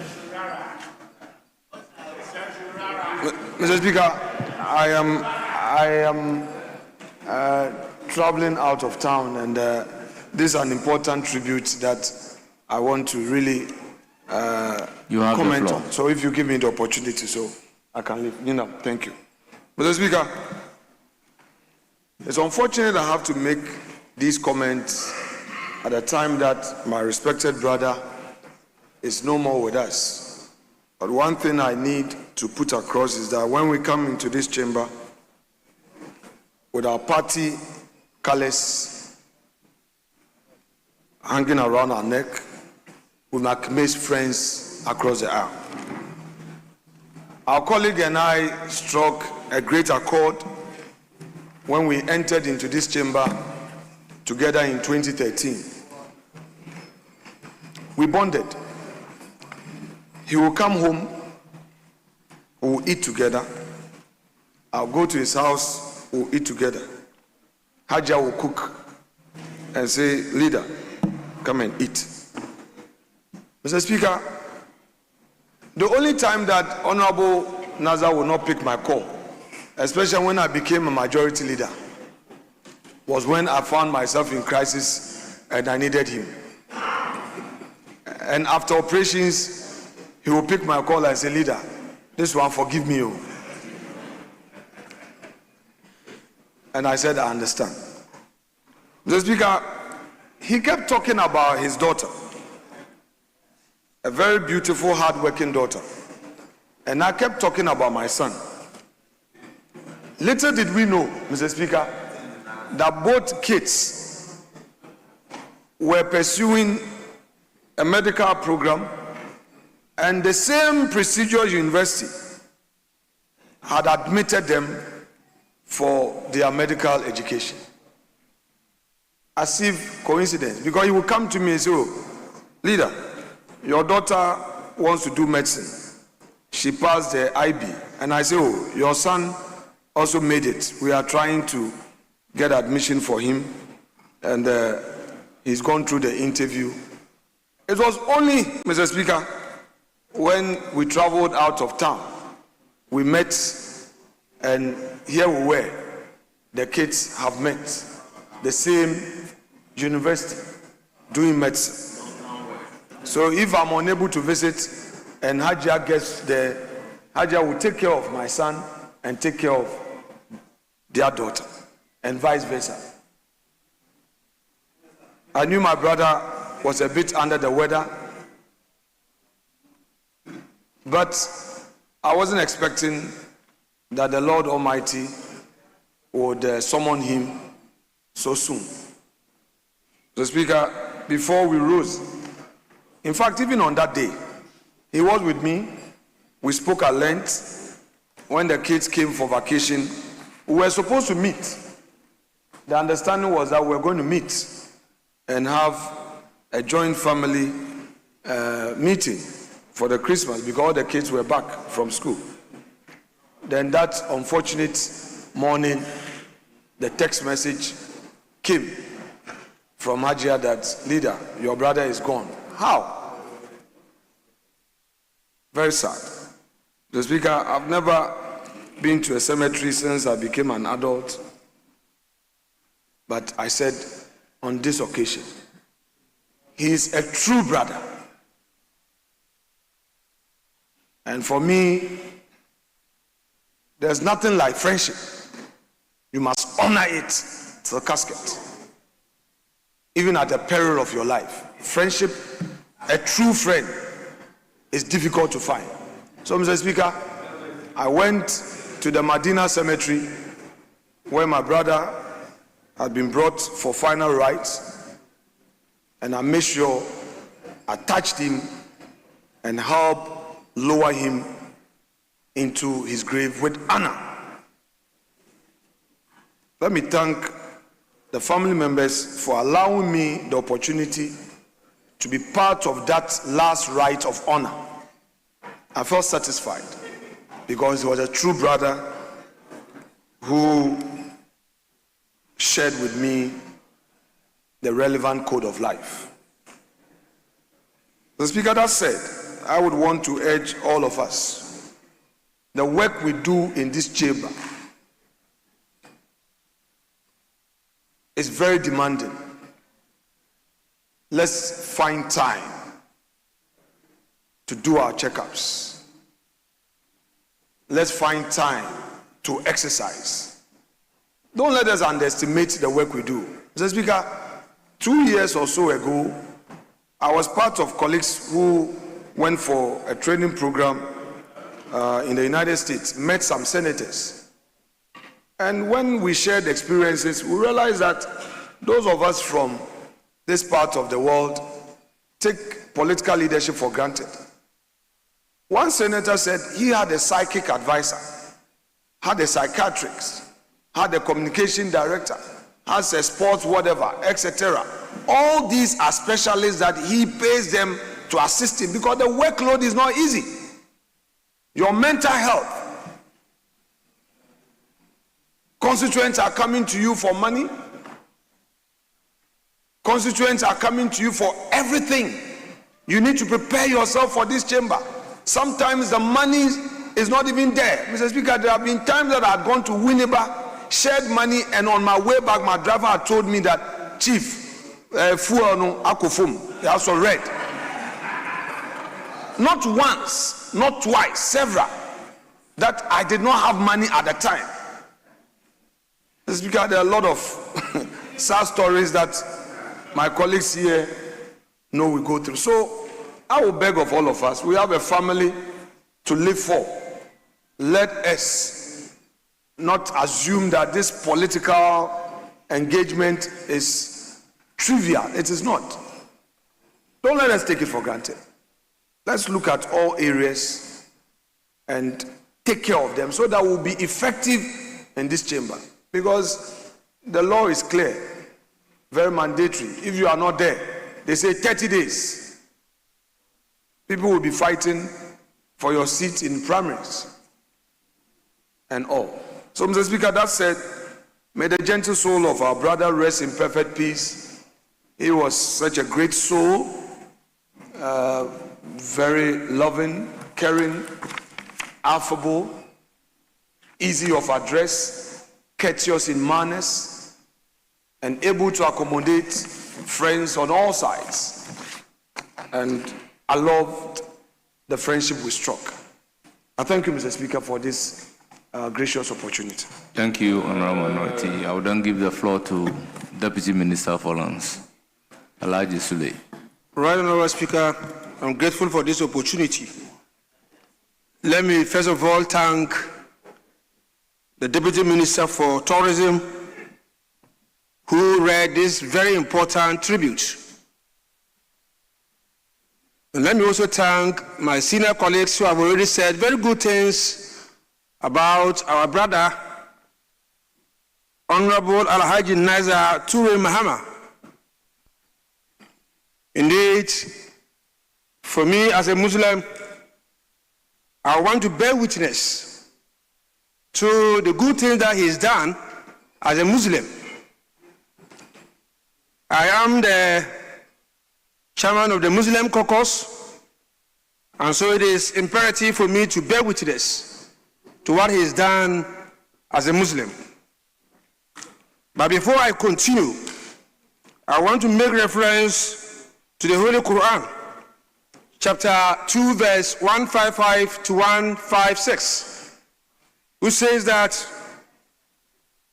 وَاللَّهُ يَبْلُغُ لَكُم مِّن شَيْءٍ مِّنَ الْأَلْفِ وَالْجُوعِ وَالنَّكْسِ مِنَ الْأَمْوَالِ وَالْأَنفُسِ وَالثَّمَرَاتِ وَبَشِّرِ الصَّابِرِينَ الَّذِينَ إِذَا حَصَبَتْهُم مُّصِيبَةٌ قَالُوا إِنَّا لِلَّهِ وَإِنَّا إِلَيْهِ رَاجِعُونَ. To it, and we certainly shall test you with anger, with loss of fruits, with loss of lives, and with loss of so many things. But we expect that you should endure when we test you if you are a Muslim. And you should also know that it is from me, Allah, that you have come from, and it is to me that you will return. Again, the Quran says that every soul shall taste death. And so we were not surprised when our brother had to leave, because Muslims were very certain that one day he will return to his Creator. And it's just for us all to know that when death is coming, it will not announce its arrival. And so for us as Muslims, we know it can come at any time. And if it has come and he's gone, we can only praise Allah for giving him to us and for making him use his life to serve his people the way he did.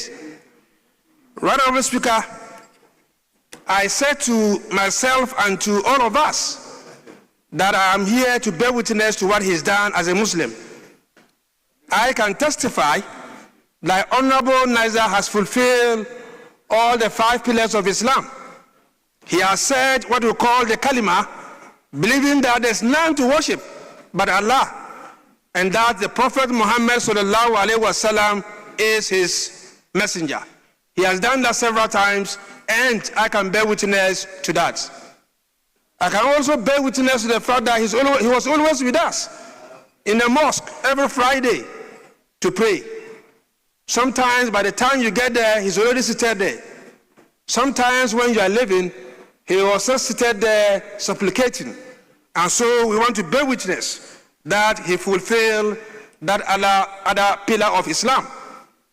Again, when it comes to the payment of what we call zakat, we can also bear witness that he has fulfilled that pillar.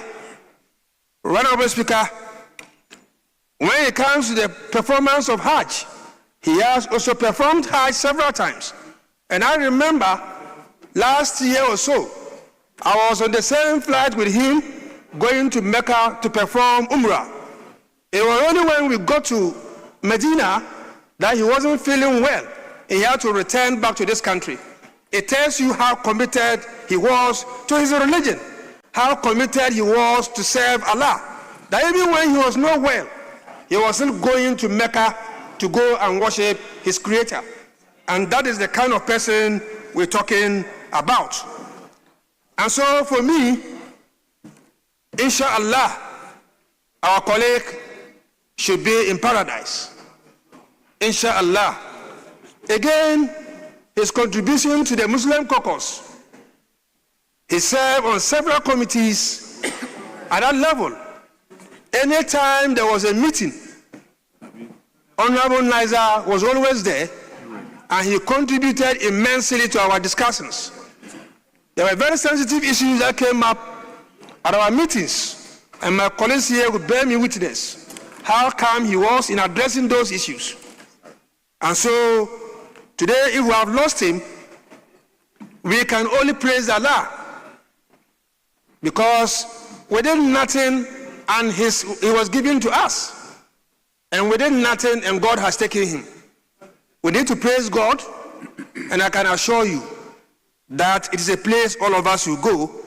It was his time to go, and he's gone. We pray that the good Lord will have mercy on him and grant him Jannat al-Firdaus. We want to also share our condolences with the wife, the children, and the family, and to say that God will replace him in a manner that they will be okay. With these few words, once again, I want to thank my uncle, Honorable Yusuf Jaja. I want to thank my senior colleagues who have shared their experiences with our brother who today, as we speak, inshallah, is resting with his Creator. Thank you. Thank you. It's now the turn of Honorable Matthew Nyindam. Thank you, Mr. Speaker, for the opportunity to also pay tribute to my good friend, Alhaji Nasser. Mr. Speaker, myself and Alhaji came to the chamber the same day. And when we all walked in, I didn't know him. So when they mentioned that this is the MP for Kwanda, he walked to me and told me that I was his MP, and told me his roots in Pandai. And then it was the conflict, the 1992 conflict, that brought him back to Accra. And since then, he's never gone back to Pandai. Mr. Speaker, from that day, Alhaji took me as a brother. Anytime we met at the coffee shop, he spoke to me as a brother. Mr. Speaker, although we are all politicians and we all belong to political parties, Alhaji was not that excessively partisan. He took everybody as a brother. He's not the loud type. Alhaji will not speak much, but Alhaji made a lot of wisdom. He's very calm, very gentle, very affable. Mr. Speaker, up for death, just like we all will say, it is a journey we all embark on. But after you are no more, what will people say about you is so important. I pray, and I'm with the family. Mr. Speaker, when I heard that Alhaji was no more, I wished I had the opportunity to accompany Alhaji to his resting place. But unfortunately, Mr. Speaker, I was in crisis. So there was no way I could avail myself to accompany Alhaji. Mr. Speaker, there is this belief in Islam that when they are going to the cemetery, as many as you can, you accompany the dead body to the cemetery. And it's something I appreciate a lot. I appreciate a lot. Although Alhaji is not with us, I don't know the family personally. I wish and pray that the good Lord will be with them, and may the good Lord give him a perfect rest, and may his soul rest in perfect peace. Thank you, Mr. Speaker. Thank you. Yes, Honorable. Thank you, Mr. Speaker. I'm not adding my voice to the tribute that being said here. I think when we went to conclave, we were very clear on what the items that were taken out. The admission of this statement wasn't part of it, but I think what we know, I was there throughout. I think we're staying far too long in the day. So I want to agree with you. I've also seen an admittance of a report over here. If I rise up to talk about an issue of this nature, I was out there at the people taking their blood pressure and observing what is happening there.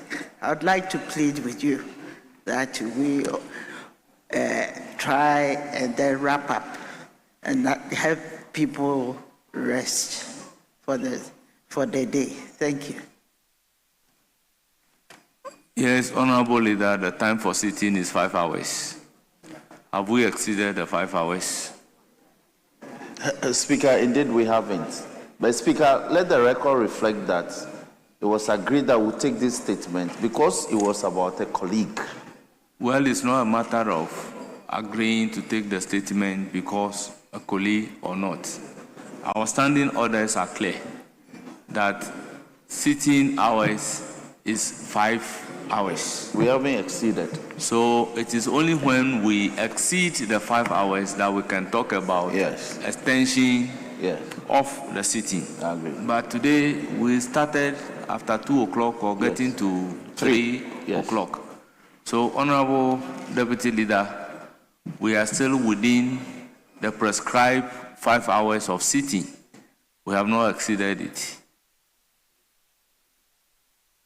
Yes.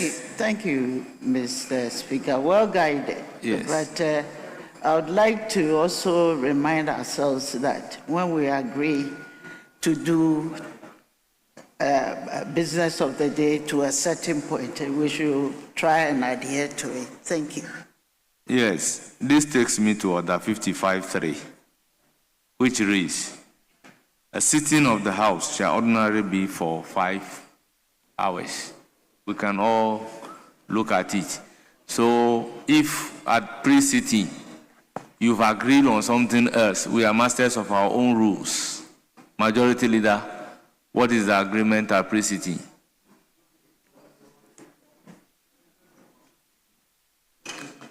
Majority Leader, has there been a decision at pre-sitting that will sit below the 5 hours as prescribed by Order 55.3?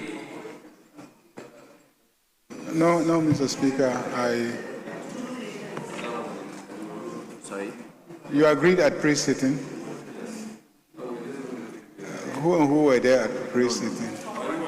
No. I wasn't there, so I'm not bound by any decision that was taken. No, but why do you want to leave early? This is the first day. You've been on recess for a very long time now. You've been resting throughout. The first day you come and you are eager to leave. Or you spend your time campaigning, engaging in presidential primaries. You should have known that there's parliament also. Well, honourable members, let's conclude it by taking comments. Yeah. Let's take 2 more comments. Honourable Two more comments. Yeah. 2 more comments. Hajia. Ladi Ayamba. Thank you, Mr. Speaker, for the opportunity to contribute to the tribute statement ably made by my colleague, Honorable Jaja. Mr. Speaker, Honorable Alhaji Nazar Toure was one of the individuals whom one can refer to and reflect about when it comes to his gentility. This is a man who spoke very gently, and it's one of the observations I had made about him. What he will simply tell me, if even we met, was, Hajia, Yade, Hajia, how are you? Honorable Nazar Toure was always present, basically at all our committee meetings on roads and transport. Mr. Speaker, I recall during one of our fasting seasons, we were in the chamber here and it was very late. All of us as Muslims wanted to just leave and go to break our fast. When we went to the coffee shop to get some water, he said, Hajia, Gira, I'm at another takawa abinchi. To wait, Hajia, please wait. My wife is going to bring some food. And we were surprised. More than enough was given. She brought the food. We sat together. And it was so nice. Honorable Nazar Toure never ever raised his voice and will ensure that he speaks calmly no matter what was being discussed. It has been said, and as my colleagues have mentioned, I haven't been to an Arabic school. I am a staunch Muslim, although, and I believe that there is a time and season for everything. So is it that with life, much as we do not know when it was given, and we believe that at the time the Almighty Allah made that seed to be planted, you didn't know, and nobody has ever known. He and He alone, the Almighty Allah, has also stated clearly, Inna lillah wa inna ilayhi raji'un. From Him, each and every one of us have come from, and to Him we shall return. There is no time, there is no day, there is no place, there is no circumstance that is known by any individual as to how, when, where you will pass. You owe death if you do not owe anybody. And each and every one of us must be ready. For that matter, it is a lesson for all of us. And all that I can say is that let us believe that as we hear, as we see, as we observe, others pass. So is it incumbent on us that one day, no matter what, whether you are ready or not, you will also pass. The only prayer we have is that all the good things that we do on earth should follow us into our final resting places. So is it that I pray that the Almighty Allah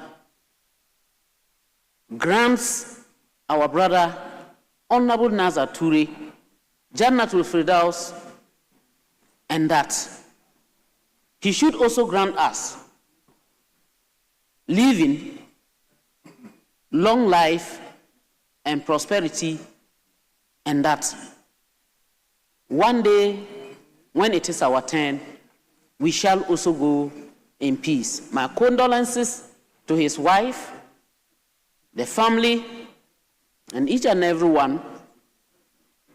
And I thank you for the statement and for listening to me. Thank you very much, Mr. Speaker.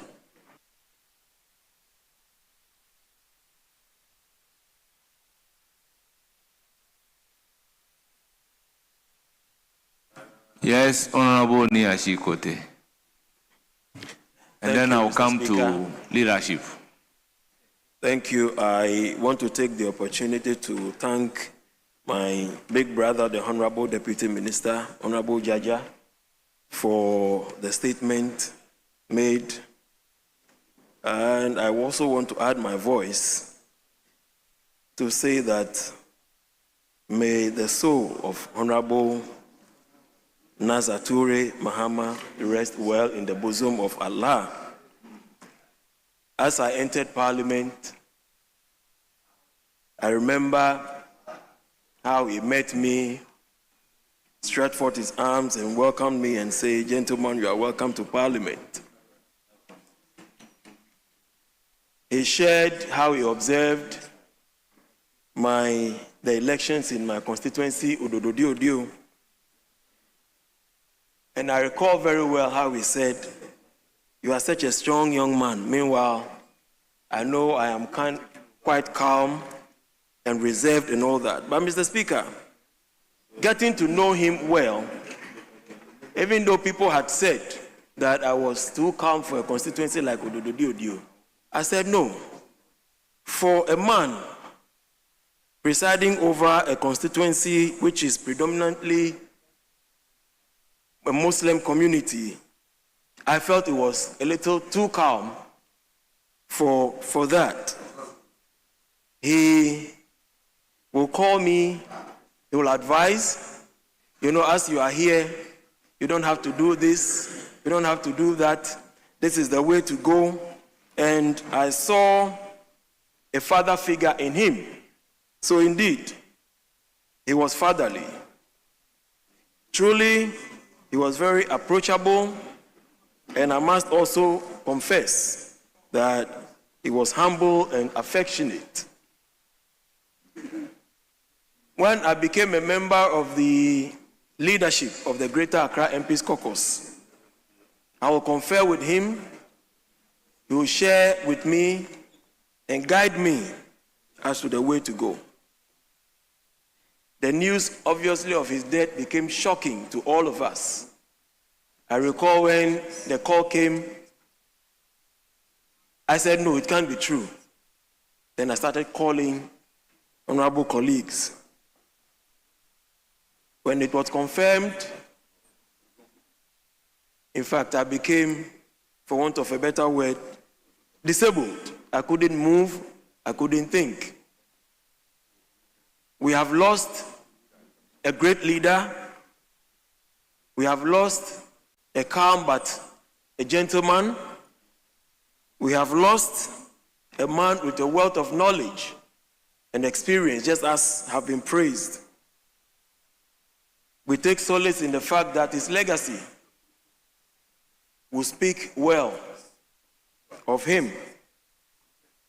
I wish the family, especially the wife and daughter, my deepest condolences. And on behalf of the Greater Accra MP's caucus, we say, Inshallah, he should indeed be in paradise. Thank you, Right Honorable Speaker.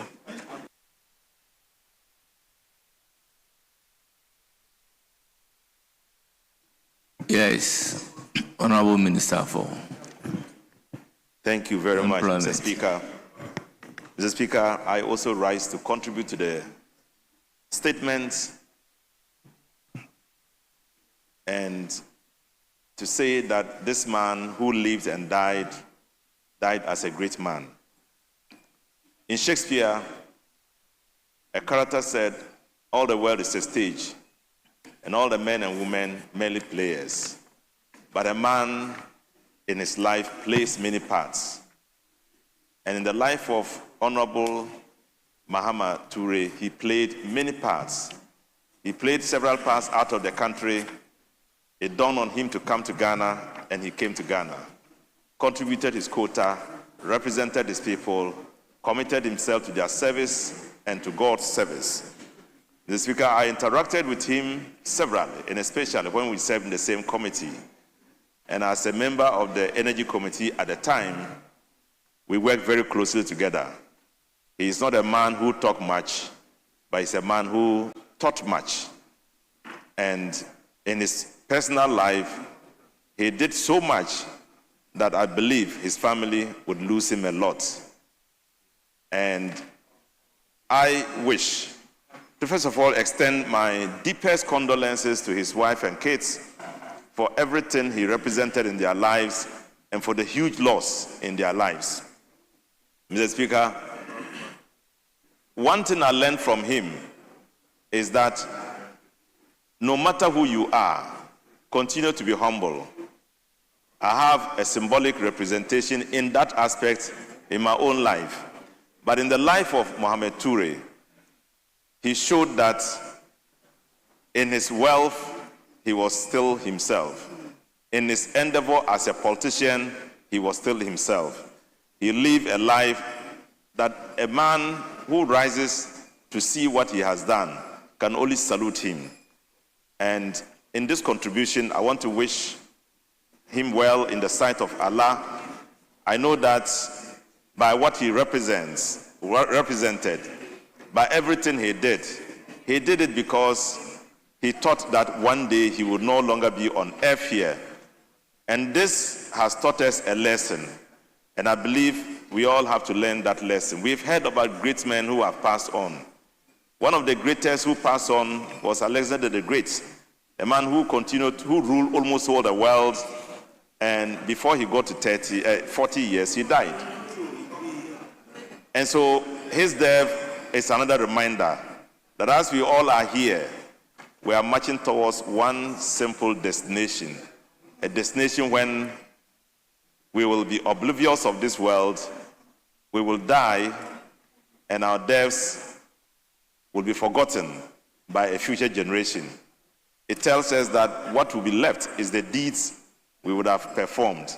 And this man performed so much that in every member of his constituency you met would still tell you they wanted him to contest the elections. I've interacted with several of them during the funeral, and they regretted that he died so soon. And so, Mr. Speaker, let me extend my condolences to all of them, the constituents, his father, his wife, his kids, and everybody who thinks so much about him and who has been touched by his exit of this world. May his great soul rest in perfect peace. Amen. Yes, minority leadership.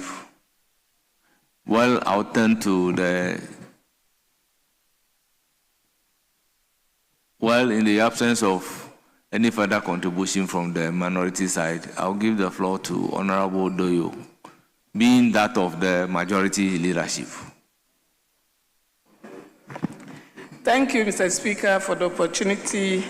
I would like to thank Honorable Jaja, the Deputy Minister of Tourism, for this statement. Mr. Speaker, it is with deep sadness that we say goodbye to a wonderful colleague and friend, late Honorable Nazar Toure. Mr. Speaker, in 2013, we were ushered in as new MPs, and in Greater Accra, we were 5. Honorable Neil Ante van der Poy, Honorable Christian Otute, Honorable Yimanreni Ashimo, Honorable Nazar Toure, and myself. Mr. Speaker, we grew ourselves together as sisters, brothers, and colleagues, and we have worked together. Along the line, 3 were out, and I was left with Honorable Naza. And recently, in this 8th Parliament, he became our caucus chairman. Mr. Speaker, Honorable Naza, as a caucus chairman, was so wonderful. His dedication, kindness, and humor, Mr. Speaker, you can't take it away from him. He brought some calmness in the caucus. Anytime he's available, you see that the place is different because he's a different person altogether. Mr. Speaker, Honorable Naza, little did I know he will pass away. We were here before we went on recess. And before then, I could remember when he wanted to be the chairman of the Energy Committee and he couldn't get it. And we said, oh, you will get a board, so it shouldn't be a big deal. So no problem. But Honorable Doyo, I would like that board to go to my spouse, which is my wife. And I said, why? You are the MP. He said, no, I want everything to go to her so that she can take good care of the children. But he didn't add when I'm no more. And I didn't know he was even going to pass. Mr. Speaker, in fact, I received the news with shock.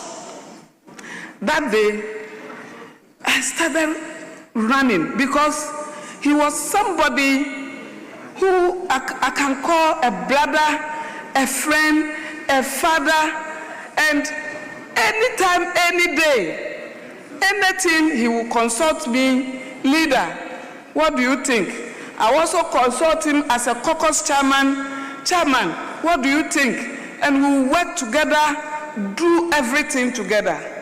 Mr. Speaker, Honorable Jaja has left a huge vacuum when it comes to unity and work. Honorable Naza, sorry. No.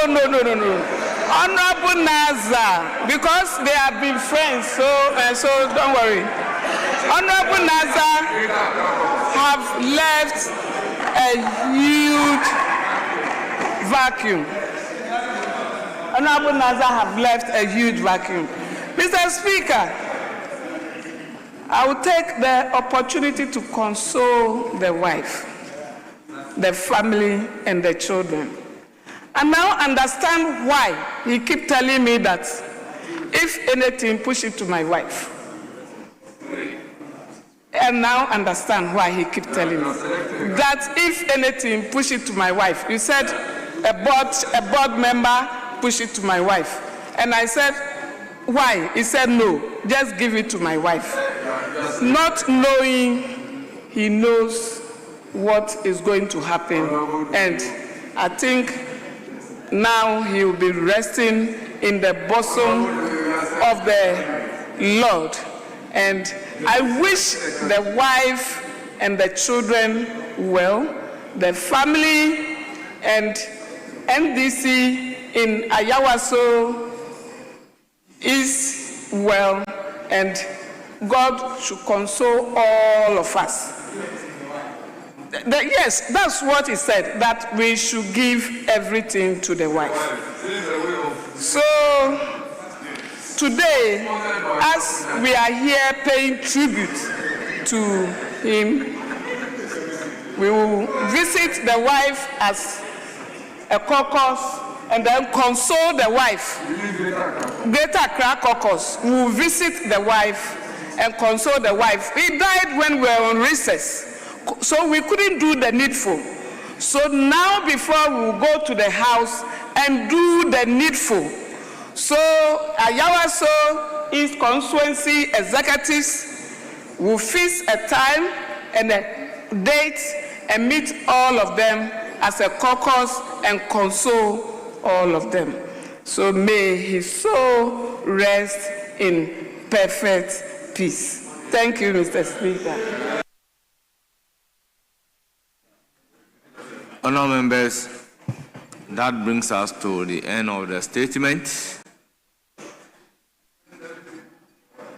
Statement time has ended. Yes, majority leader.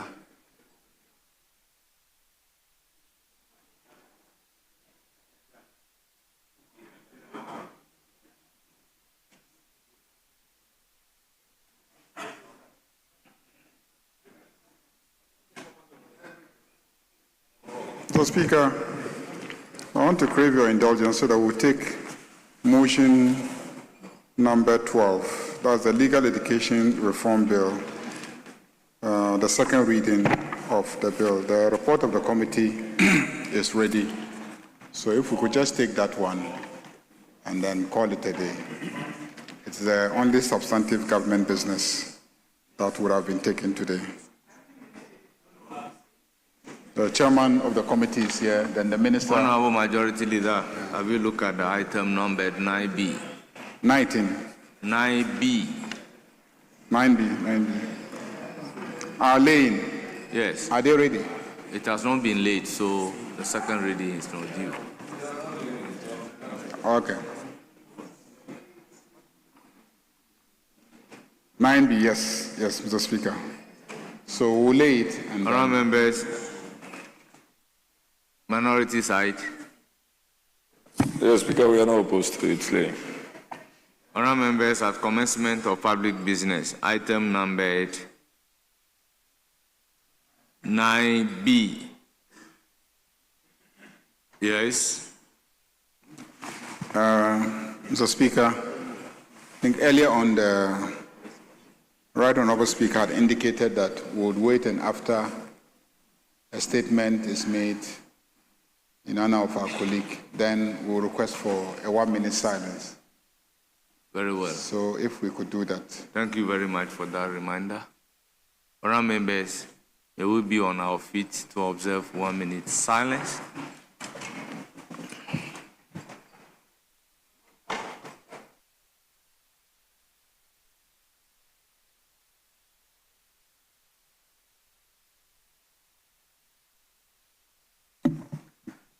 Honourable members, may His gentle soul rest in the bosom of the Almighty Allah.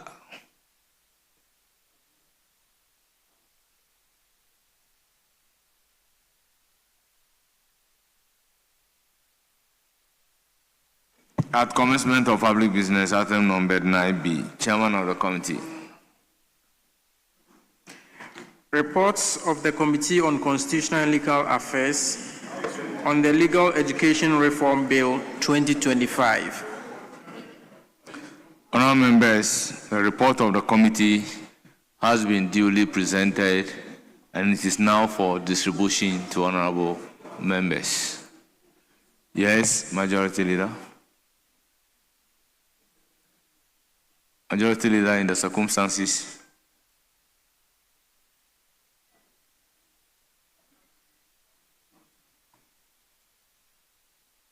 Speaker, I did not hear you.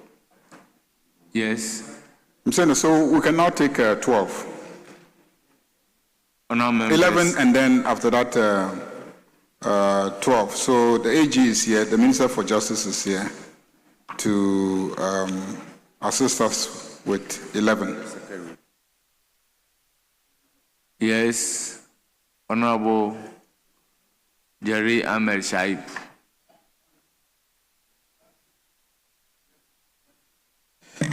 Yes, Speaker, we are not opposed to it. Honourable members, item numbered 11, Attorney General and Minister for Justice. Thank you, Right Honourable Speaker.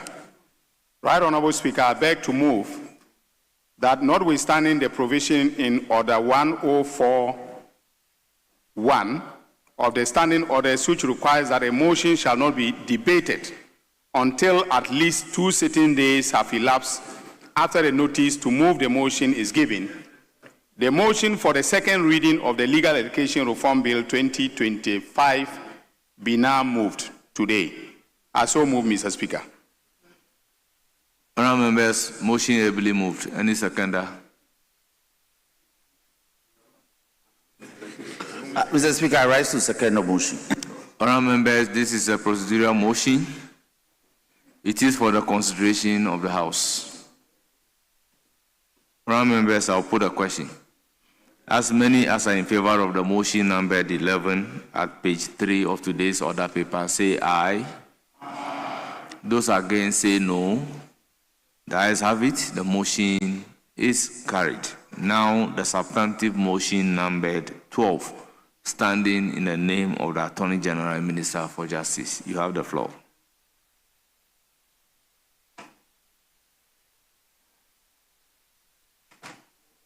Mr. Speaker, we will now take motion number 12.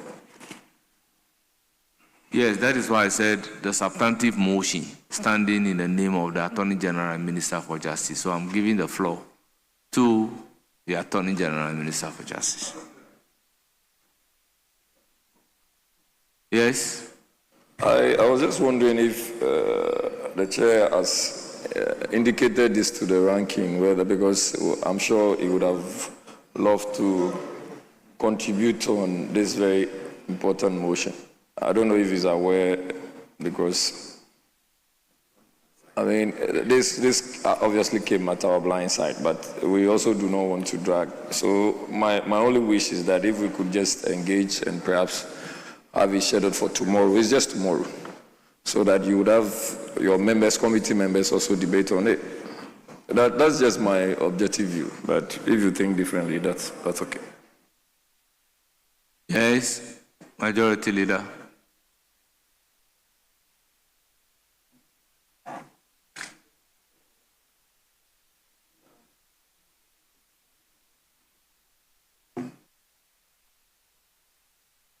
Mr. Speaker, at business committee meeting, I did indicate strongly that today we will take the legal education reform bill and the report, and my counterpart agreed that we should go ahead. Everybody, including the chief whip, everybody was there. They agreed that we should go ahead.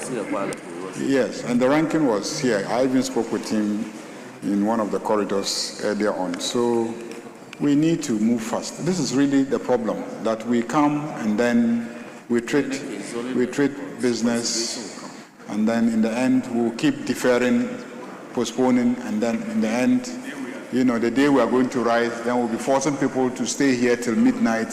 I don't want to. In fact, in the opening statement, we indicated that we're not going to adopt that approach. We're going to treat government business with dispatch.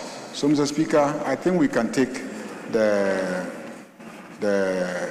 second reading and then the committee's report, so that later on, when we come to the consideration stage, we can mobilize all the members. I plead with you, let us take it.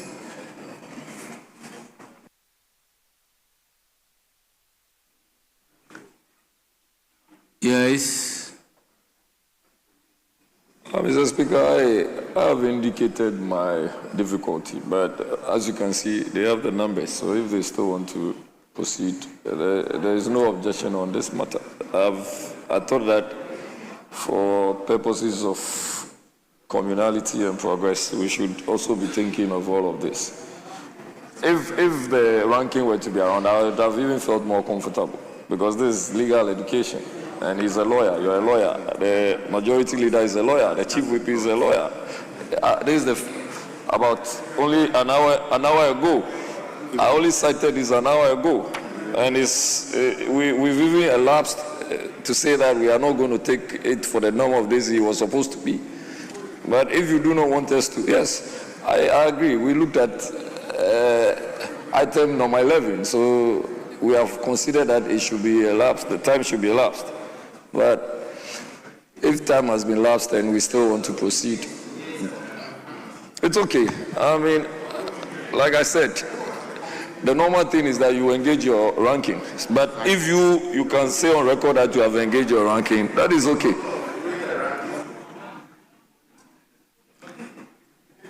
Yes. Attorney General and Minister for Justice. Right Honorable Speaker, I move that the Legal Education Reform Bill 2025 be now read the second time. I so move. Honourable members, motion moved. I will call on the chairman of the committee to present the committee's report.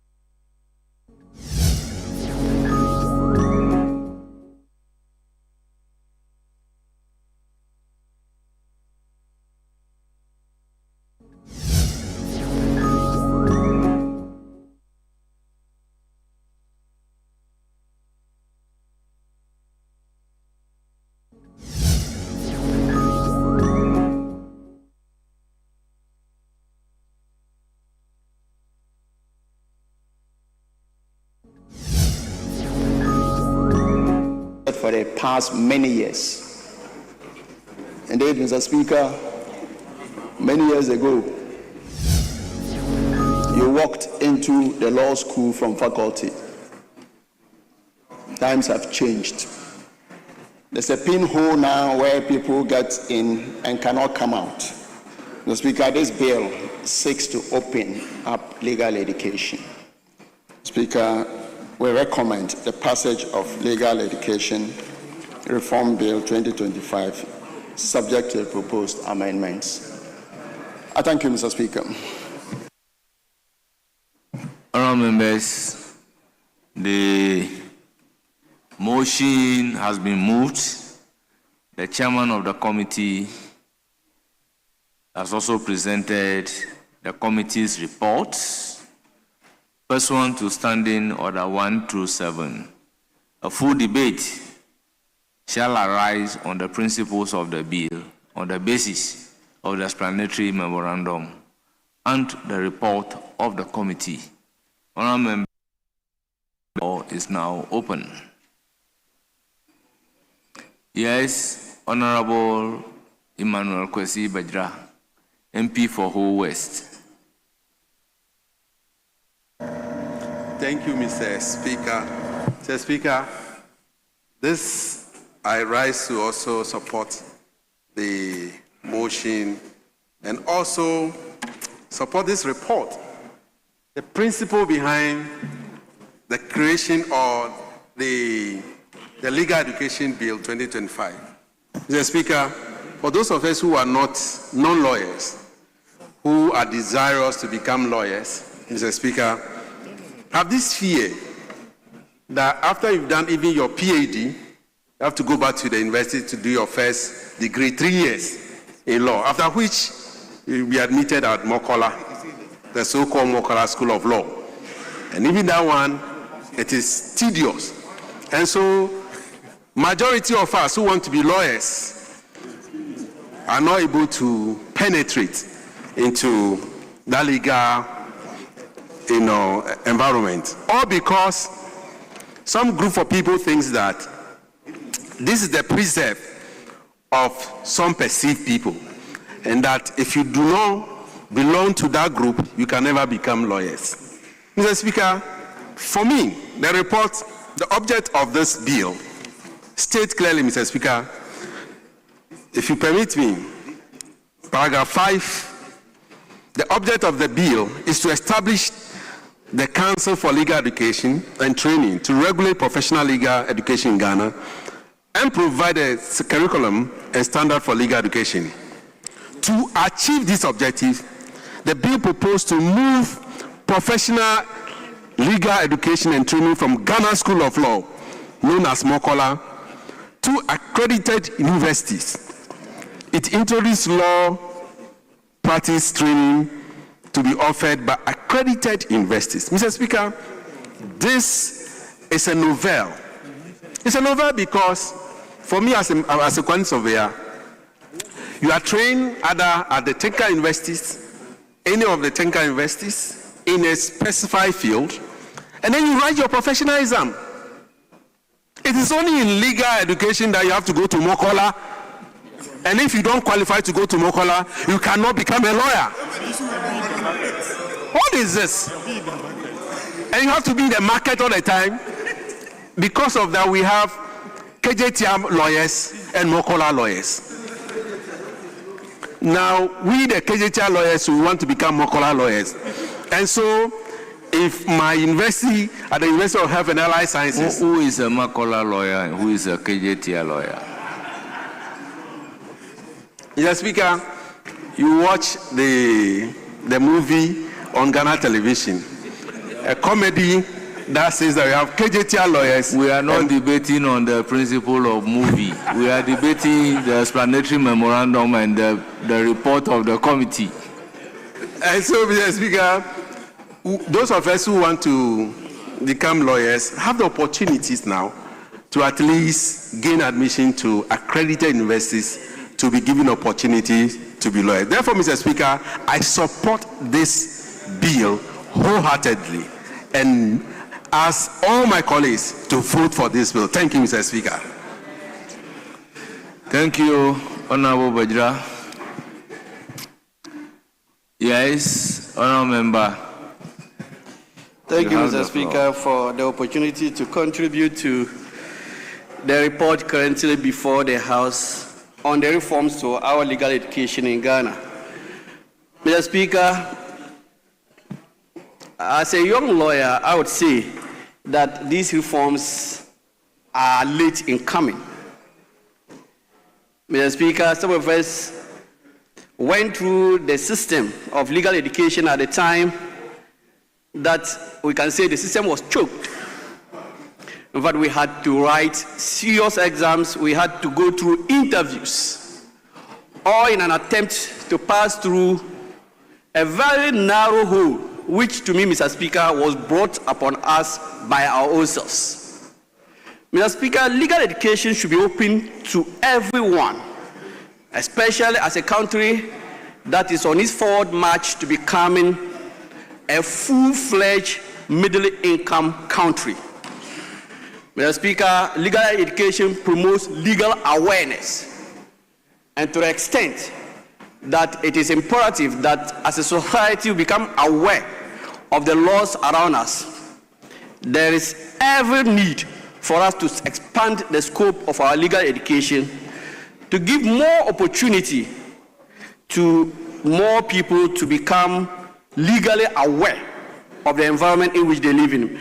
Mr. Speaker, until recently, the northern part of the country was never given the opportunity to have any form of legal education, even LLB.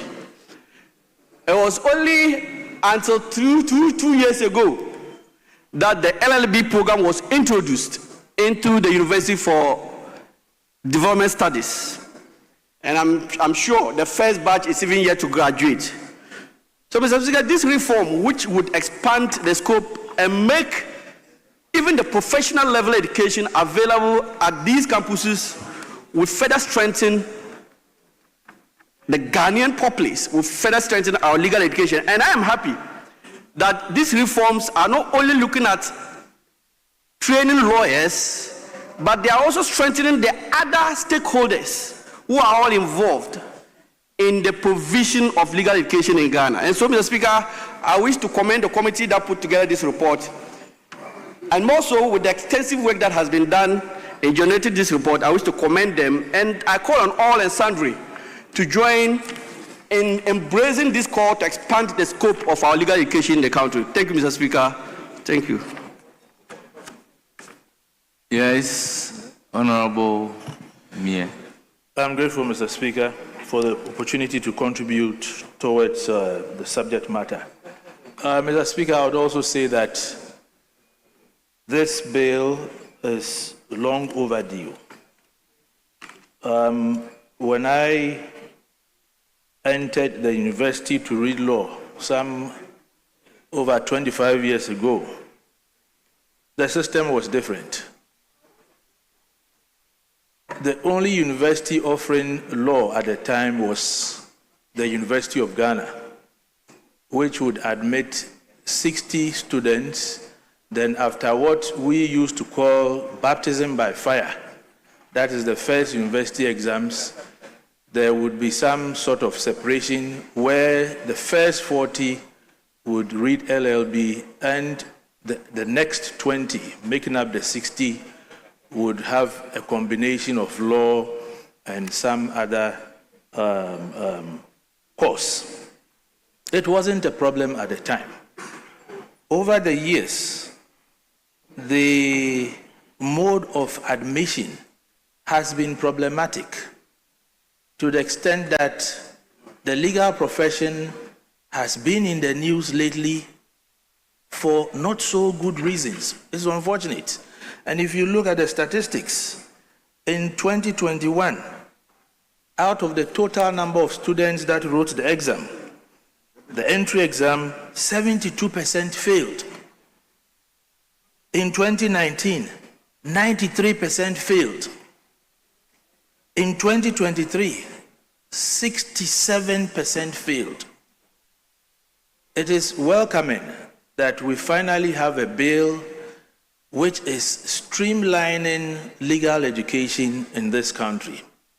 It is long overdue, and I say it is very welcoming for the fact that it is going to increase access to legal education. My only concern is that I hope it will not open the floodgates for worse things to happen as we have in some of our neighboring countries. You go to some of these places and everybody you meet tells you he has an LLB and he's a lawyer. I won't mention names. Mr. Speaker, it is a good opportunity for all persons who intend to read law to go through the process, not to go through a rigorous process of writing examinations and attending interviews.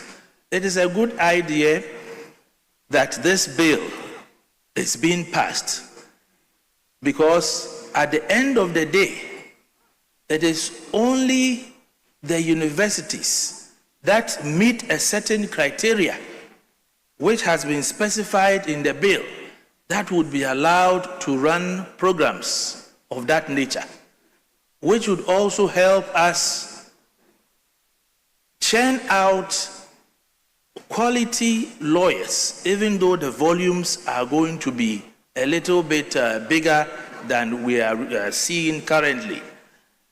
In that light, I hope that our economy, our system, and this government, including successive governments, would put in place measures to absorb the volumes that this system is going to produce. During our consideration of the bill, I raised an issue to the effect that if you look at some of our institutions, the number of lawyers in there are woefully inadequate. You take the AMA, for instance, take the Kumasi Metropolitan Authority or Assembly, also for instance. Sometimes you have as little as 2 lawyers in there.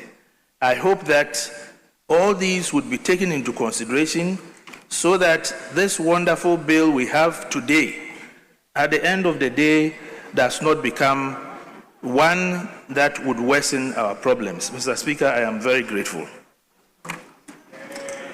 Thank you so much, honorable members.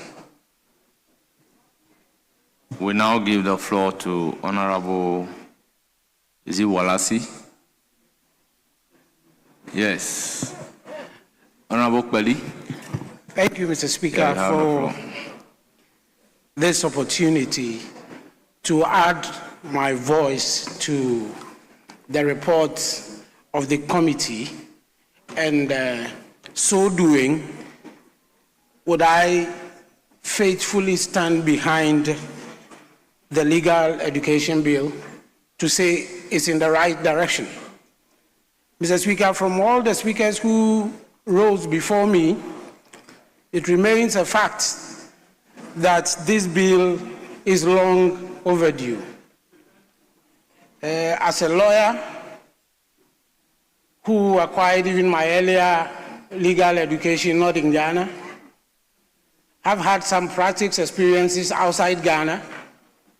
We have come to realize that the world has evolved beyond the static legal education that our common law fathers presented to us, may I say the thereof, the thereafter, which had been handed over to us, for which even a lawyer-to-client ratio we have been unable to meet. This is not surprising that you go to court and your clients do not understand the basic legal principles for which they should answer you, a lawyer, for you to make reference to in arguing out your case.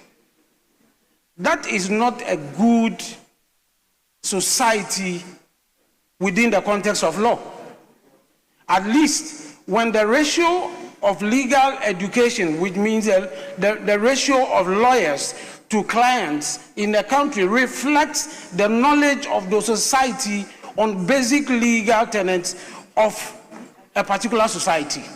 And which means if we lack that ratio, by the fact that there are impediments in the way of more people acquiring legal knowledge, then we will lack that basic understanding as a country to move on in the process of our legal uprightness.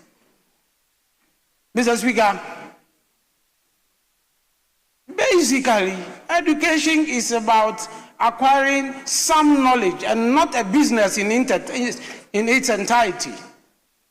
But if you look at the Ghana legal system, it has become like an acquired business for which must be limited to a class or a people, a family, or a kind of court. And that is the worrying situation. And that is where you see the complaints about students who have gone through LLB, which is the principles of law itself, but are unable to just run through the procedures of applying those principles. And that is the almighty Makola. In other jurisdictions, as I have been, legal education is free to all. But joining a bar association is where the professionals have their way of admitting those who want to practice with them. And if this bill and its reports is in that right direction, then Ghana is meeting up with the world.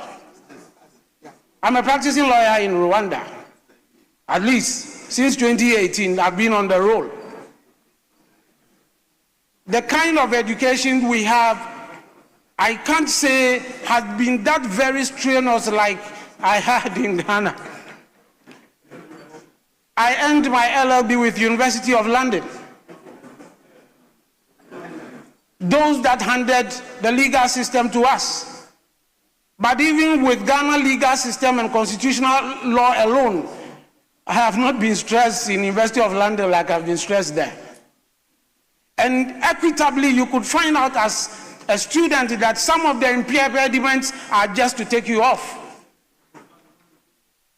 I'm very glad the Attorney General and the committee as well have noticed all this and have come out with this report and have opened out the access that we can argue out our point and make the recommended amendments to the bill so that our country, Ghana, can also open its doors and as people can access knowledge in legal education. And when they want to practice, they can join the professional association as well. Thank you for the opportunity.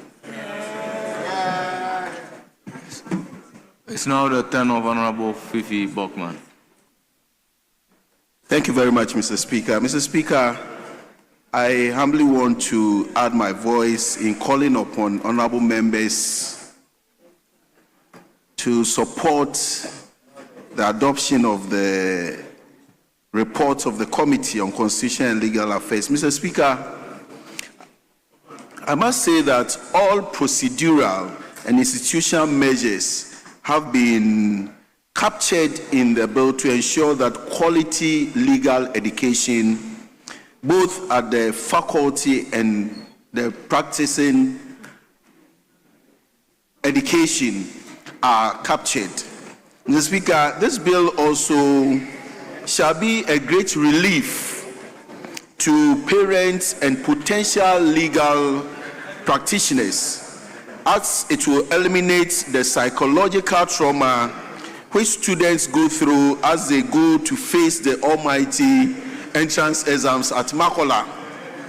Mr. Speaker, this bill is one of the biggest reliefs to which His Excellency John Dramani Mahama is bringing in the legal fraternity or legal education fraternity. Mr. Speaker, it has been captured in the report, as has been captured in the report.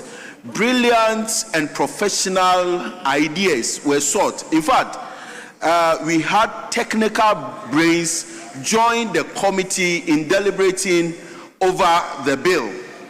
And respectfully, the discussions were very rich.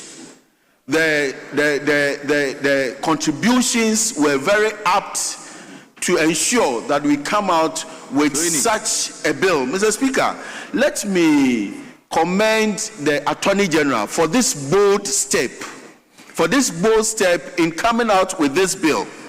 Mr. Speaker, I want to say that legal education has had its bite in the research agenda of His Excellency John Dramani Mahama. Mr. Speaker, the bill seeks to restore confidence by providing a clearer, more transparent, and predictable statutory framework. Mr. Speaker, it establishes an examination board that does not have anything to do with political interference.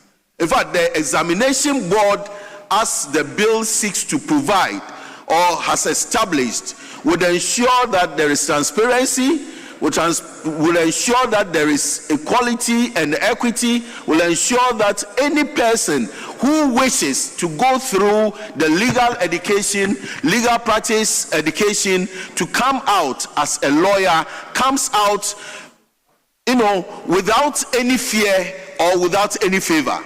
And with this, I want to say that Ghana is blessed at this moment to have our Attorney General stand up boldly to say that this bill must come on. And I want to commend him again, commend the committee for the good work done, commend the institutions that have availed themselves for us to have this bill presented before this Honorable House. Mr. Speaker, I'm so grateful for this opportunity.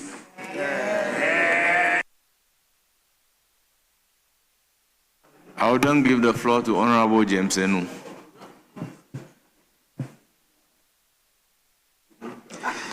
Thank you very much, Mr. Speaker, for the opportunity.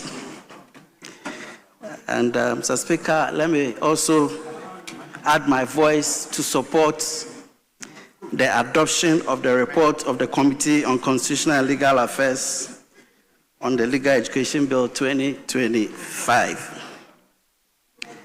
Mr. Speaker, the current law that regulates legal education now is Act 32 of 1960.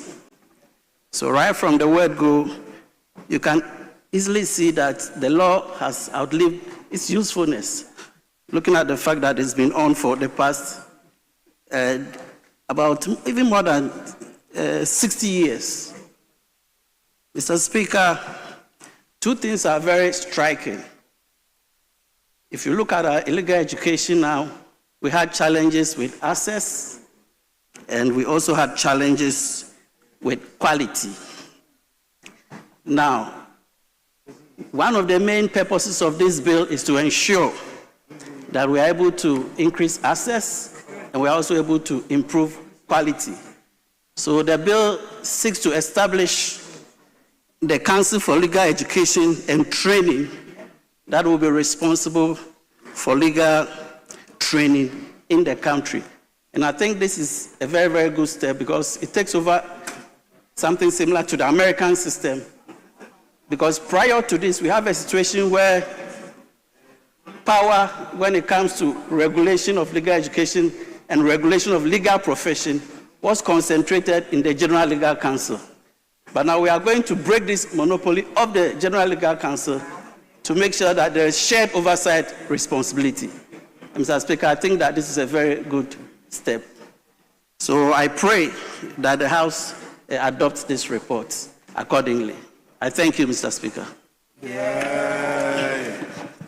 Yes, minority leadership.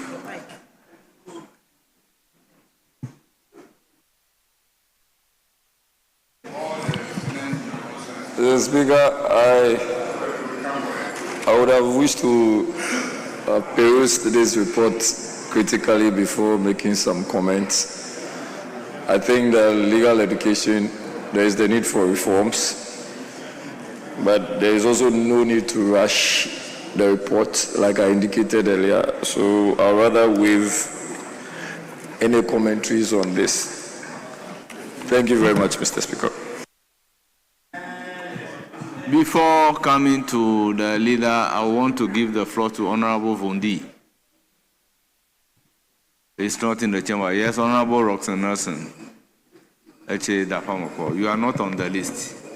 Yeah, it's leadership, Mr. Speaker, before the minister comes in.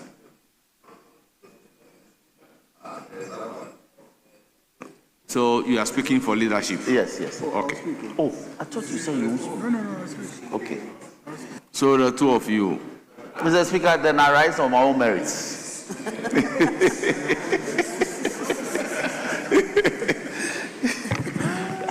I am inclined to decline. Mr. Speaker, it's a special appeal. You have the floor. Special appeal. You have the floor. We'll take Jerry's time. You have the floor. In view of the fact that Jerry decided not to come. Great. Mr. Speaker, let me indicate that law is a tool for social engineering, and it's become important that we do this to respond to the current social concerns in the country. Speaker, for some time now, you and I will draw you into this. We waged this battle from about 2017-2018, when news filtered through that there were some issues within the admission protocols of the Ghana School of Law, to the extent that our committee, which were deputy ranking at the time and later ranking, had to be engaged. This matter came here. We made interventions. Eventually, we succeeded in taking interview out of the process, so that if you write the exams and you succeeded, then you could gain admission. But another troubling event occurred. that to the extent that persons who didn't even write the exams at all got admitted. So much so that the General Legal Council itself saw it fit to set up a subcommittee. The disciplinary committee had to set up a subcommittee to look into this matter. And a report was generated. It was established that as many as 11 students or more got in through the back door. That phrase was what was captured in the report. So it generated a lot of debates to ask for reforms.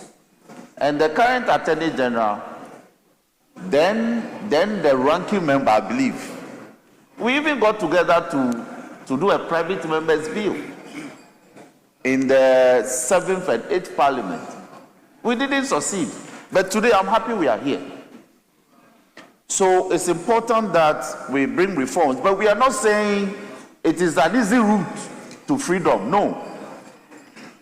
The exams will still be tough, the exams will still be stiff, but we are opening access, we are increasing the access that persons can have the opportunity to sit for the national bar exams once you are adequately prepared by your various faculties. So, Speaker, this is a major policy decision by the government, and I'm happy that the House is prepared to move to, when we adopt the report by the committee, we'll do consideration, deal with the issues, the many amendments that have been proposed, we'll deal with them. And so that we can eventually take it through the third reading and have it passed. Speaker, what is important is that in terms of quality, the faculties and the various schools, as they want to be called these days, are being put on notice because the deans have been involved. That you must enhance your libraries, you must enhance your faculty members' qualifications and all that. All those criteria will be set by the law. So they've instituted processes to enable those who don't have those minimum requisite qualifications to quickly do so. So it's a major reform. And Speaker, you will be surprised to hear that some of the LLB holders that we produce here, who are denied by some limitations from gaining access to our only professional law school now, they travel to the Gambia, they top the class. Even if they don't top the class, they are among the upper quarter qualifying, picking the awards. They go to Rwanda, they pick awards. They go to Malawi, Botswana, because we are of the same common law jurisdiction. They do well. Sierra Leone, and now I'll leave that for my boss to comment on. You meet our students, and they are passing the bar in those jurisdictions with flying colors. The tragedy is that when you come back home, you cannot be entered onto the role of lawyers here because you have to do what we call the post-call. The post-call is so expensive. And I don't know how come it's pegged at £6,000 for many years, but it's pegged at £6,000 equivalent in cedis. So you may take the opportunity to go and train in the law outside. When you get back home, it's expensive to really do the post-call. And so it's become another avenue to sieving the ordinary person's opportunity from qualifying. So, Speaker, I won't say much because the fights, the battles that we waged today, we are seeing is coming to fruition and we are happy.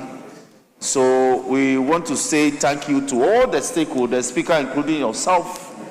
I know the things we went through, but we'll shepherd this, deal with the amendments and have it passed so that the reforms can be implemented. We are not saying it's a foolproof system, but it will come with some challenges. We'll have the opportunity to tidy them up as we implement the new reform legislation. Speaker, I thank you for the opportunity. And this is well anchored in Article 25, Mr. Speaker, 25(1), D-E, thereabout of the Constitution. So it's well anchored in our constitutional provisions that we must create wider access, equitable access, equal opportunities for our educational opportunities that are available in this country.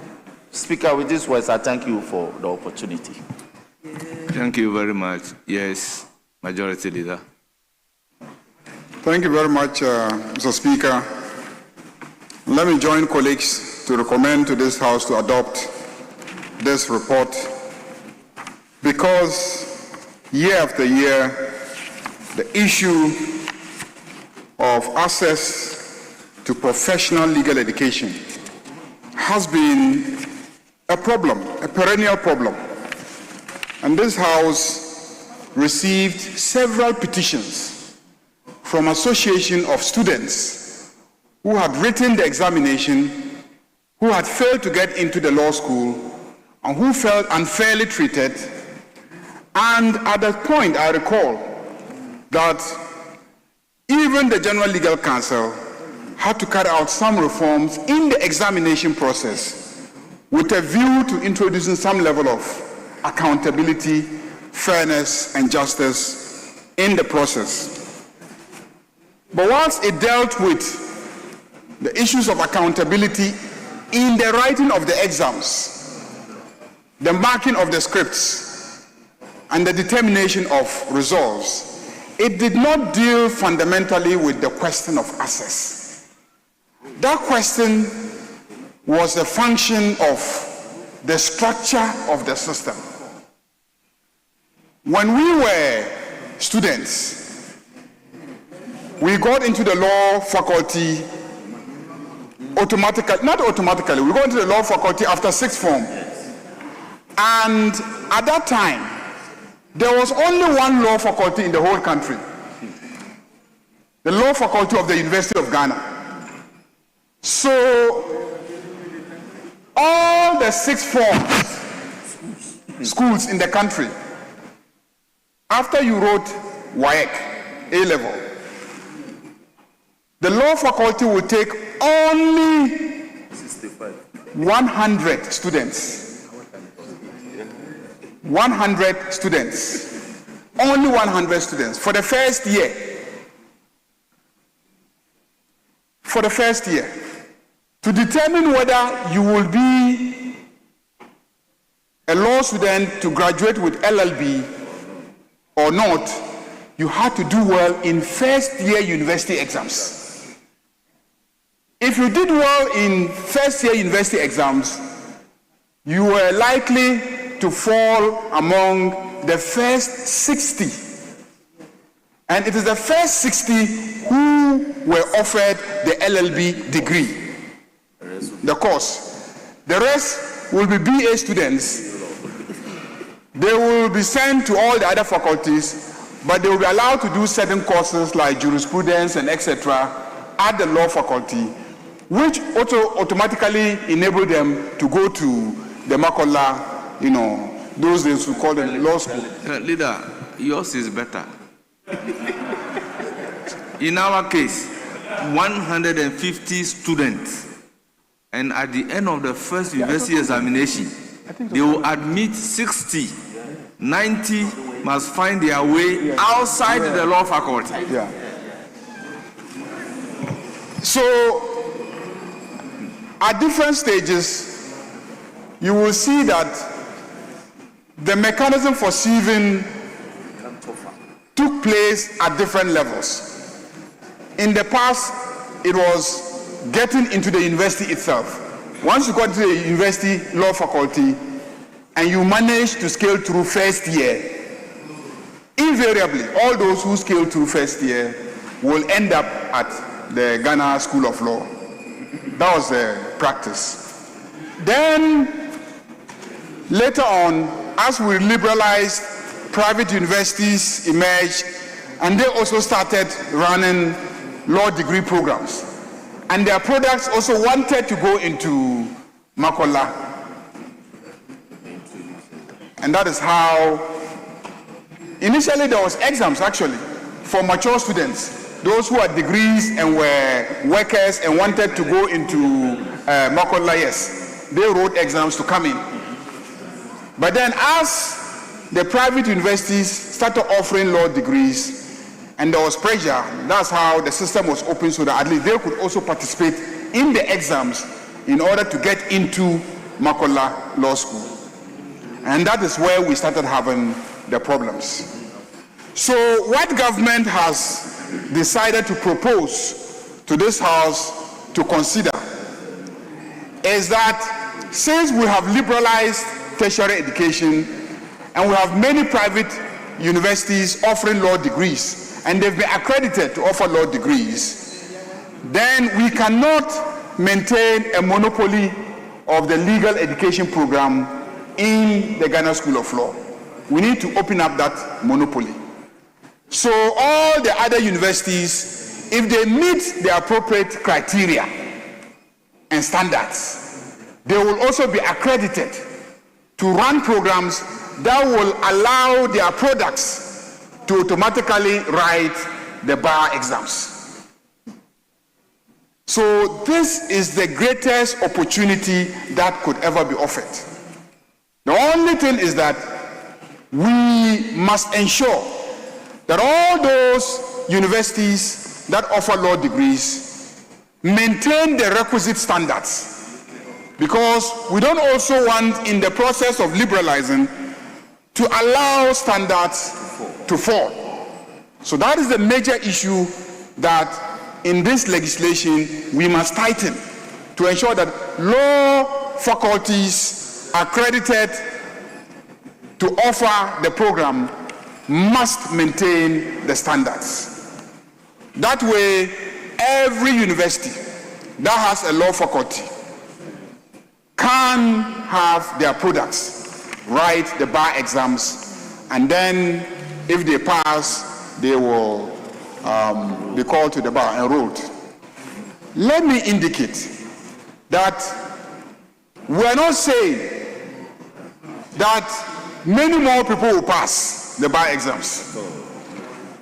And we're also not saying that it will lead to an automatic increase in the number of people to be enrolled every year. The only thing we are guaranteeing is that everybody who has a law degree from a university accredited to offer law will have an opportunity to also write the bar exams. That, I think, is what we are guaranteeing. The second issue of increasing the numbers is a function of the regulators. So we try as much as possible to look at how we can increase the numbers. If you look at the ratio of lawyers to the population, it is very, very, very high. In most jurisdictions, in America, in most European countries, in Canada, you have invariably a ratio of 1 lawyer to about 300 people in most jurisdictions. Here, the reports I'm getting is an indication that it is 1 lawyer to 2,000. In fact, some say 5,000. Some say 5,000 to 7,000. But I've also seen statistics that place it at, 2,000. But if you look at all those who have graduated, we don't know how many who have passed on. But if you look at the role, you may use that. But the question is whether they are actually in the country. So yes, your statistics may indicate that, if you look at all those who have been qualified and then you divide the population by that number, you may get 2,000.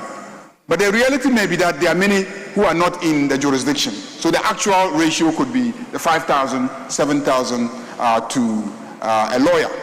And so we need to also increase the numbers so that district assemblies, companies, corporations, traditional authorities can all have access to lawyers, because in all these places where there is some administration of justice, what happens invariably is that the absence of lawyers tend to delay proceedings and speedy, trials. And so we need to increase the numbers.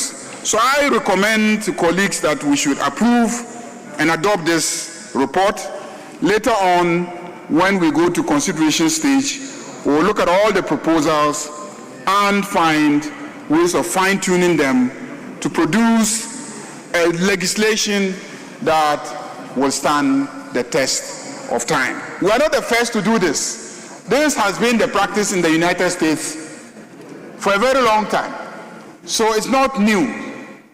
There shouldn't be fears by those in the profession. I have always said that maintaining professional standard is not just a function of the training program. Professional standards are even better maintained by the judges in the courtroom. Because when your teachers have finished with you, depending on how you pass exams, there are many of us who will wait, and the day before will commit everything to memory, go pass, and the following morning we forget. So depending on how you pass the exams, the training itself in the classroom is no guarantee that you will maintain standards. It is the vigilance of the judges in court that will get the practicing lawyers to sit up, do the right thing, and then the standards will improve. And then the Bar Association also making sure that law firms are well organized, so that in law firms you will have seniors who will have time to tutor and train the younger ones so that they will improve their performance in the profession. So it's a lifelong thing, starting from the training in school to training in the courtroom and training in the law firm and at the bar. So if you just focus on education alone and fear that standards will fall because you are opening the floodgates in terms of access to writing the exams, I don't think that would be a fair analysis. Even in America where they are doing it, there's no indication that professional standards are low.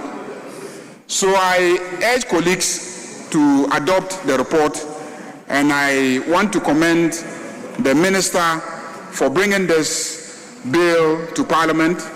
This is a major promise of the NDC government. The NDC government has promised all those holding degrees in law that we will create a fair and equitable platform that will give them access to being called to the bar. And we are living up to our promises and our commitments. And that is why this bill is here. And I want to assure the students out there that we will do whatever it takes within this meeting of this Parliament to have this legislation enacted into law. I thank you very much, Mr. Speaker. Honourable members, before putting the question and to avoid taking part in the debate, some of us have suffered a lot and can only say this bill is coming at the right time. Honourable members, there are instances where in the budget it will be indicated the number of students that will be enrolled into the Ghana School of Law, and at the same time they will budget the number of students that will fail. So sitting at the middle of the third row, we have difficulty. Because if you say you'll be admitting 200 students, but out of the 200 students, 100 will be called to the bar before the examination, you are telling me 100 will fail. So we had our own challenges, and I believed this is the way to address the issue. With this, I'll put a question. AG, you want to conclude? Right, Honourable Speaker, I want to take the opportunity to thank honourable members, the able chairman of my Committee on Constitutional and Legal Affairs, for the good work that has been done on this bill, and for all the commendations. I was very happy that my colleague, the Honourable Tony Mia, said that this was a wonderful opportunity coming from the opposition. I thought that that was very reassuring.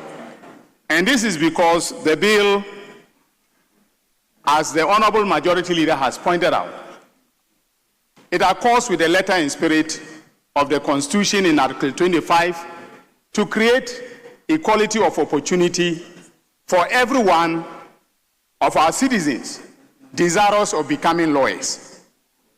The Honorable Majority Leader has described how strenuous it was for people to become lawyers in the past. But though it was a very strenuous system, it also guaranteed automatic entry to the law school if you were qualified enough to go through the LLB program. What this bill does is to clear the bottleneck, which is the monopoly of the Ghana School of Law, and also the so-called entrance exam that made it virtually impossible for even students who graduated with first class from very reputable universities to get into the Ghana School of Law. So, Mr. Speaker, the innovations introduced by this bill are very clear for everyone to see. We are introducing an accreditation program that will make sure that it is not every mushroom LLB school that will produce lawyers who will go on to write the bar exam. There will be accreditation and quality control to ensure that if there is a university producing LLB candidates, those candidates would have gone through a training that is either equivalent to or better than what I went through or what the Majority Leader went through before becoming lawyers. Mr. Speaker, we are also introducing the National Bar Exam so that those who go through the law practice training course at the universities, the accredited universities, can all write the National Bar Exam, which will be a standardized exam, that will be administered by the Council for Legal Education and its Bar Examination Committee. Mr. Speaker, the Honorable Majority Leader has already made it abundantly clear that it is not true that this country has too many lawyers. There is this misperception out there that there are too many lawyers in this country. As the Honorable Majority Leader has pointed out, in the United States of America, the lawyer to residents or citizen ratio is 4 lawyers to 1,000 residents or 1,000 citizens in America. Here, it is 1 lawyer to 5,000 plus citizens. And so, Mr. Speaker, there is no oversupply of lawyers in this country. And so what the government of His Excellency John Dramani Mahama is doing is to create a system that will provide equality of opportunity for everyone who desires to be a lawyer, but at the same time maintain quality control such that we'll be producing some of the best lawyers on this planet Earth. So, Mr. Speaker, I urge everyone to support the motion for the adoption of the report and also to actively take part, especially the lawyers, take part in the refinement of the bill so that when it comes out and it is passed into law, it will be one that will stand the test of time. So, Mr. Speaker, I thank you very much for this opportunity and I thank members for their participation. Honourable members, at the conclusion of the debate, the question is as many as are in favor of the motion say aye. Those against say no. Honourable members, the ayes have it. The motion is adopted. An act to establish the Council for Legal Education and Training to regulate legal education in the country, provide the curriculum and standards for legal education, and provide for related matters. Honourable members, the Legal Education Reform Bill 2025 is accordingly read a second time. Yes, Majority Leader. Mr. Speaker, I think we were scheduled to start at 12. So far as the records are concerned, it was 12. We were late, but it was 12. So technically, we've done 5 hours. So we're in your hands. Honourable Majority Leader, I beg to differ.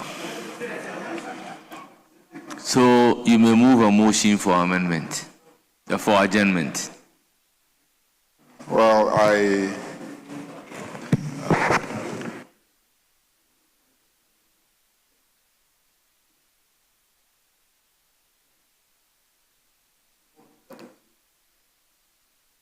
So we move a motion for adjournment. Mr. Speaker, I move that this House be adjourned to tomorrow, 12 in the noon. Yes. Speaker, I second the motion. Honourable members, motion moved and seconded, and it is for the consideration of the House. As many as are in favor of the adjournment, motion for adjournment, say aye. Those against, say no. Honourable members, this House is accordingly adjourned till Wednesday, 4th February 2026 at 12 o'clock in the afternoon, following the ayes having it.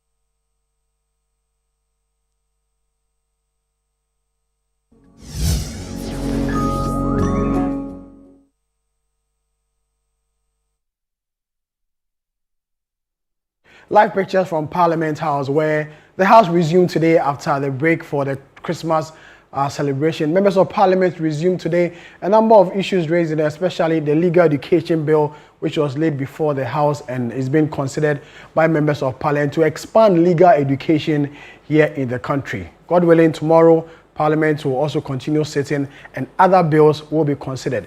It started today with the leadership of the House, the majority leader and the minority leader separately addressing members of the parliamentary press corps in relation to activities that the House is expected to embark upon this year or this sitting as far as they have resumed for the next 8 weeks. Top among us is the decision to rename the Kotoka International Airport from its current name to the Accra International Airport.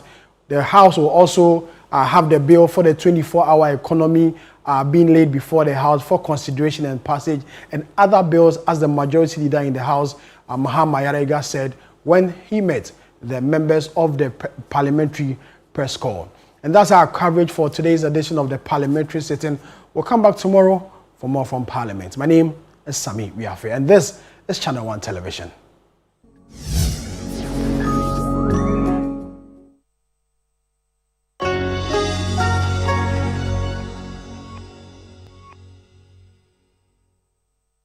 Someone to call my own. This February, the month of love, Brunch in the City brings you Love in the City, a warm celebration of romance, connection, and heartfelt moments. From sweet confessions to unforgettable surprises, Love in the City creates space for love to be felt, shared, and celebrated. Love is in the air, and this Valentine's season, hearts are taking center stage. But the big question remains, is your boo truly your boo? Well, join us from 2nd February to 13th February on Brunch in the City and let love lead the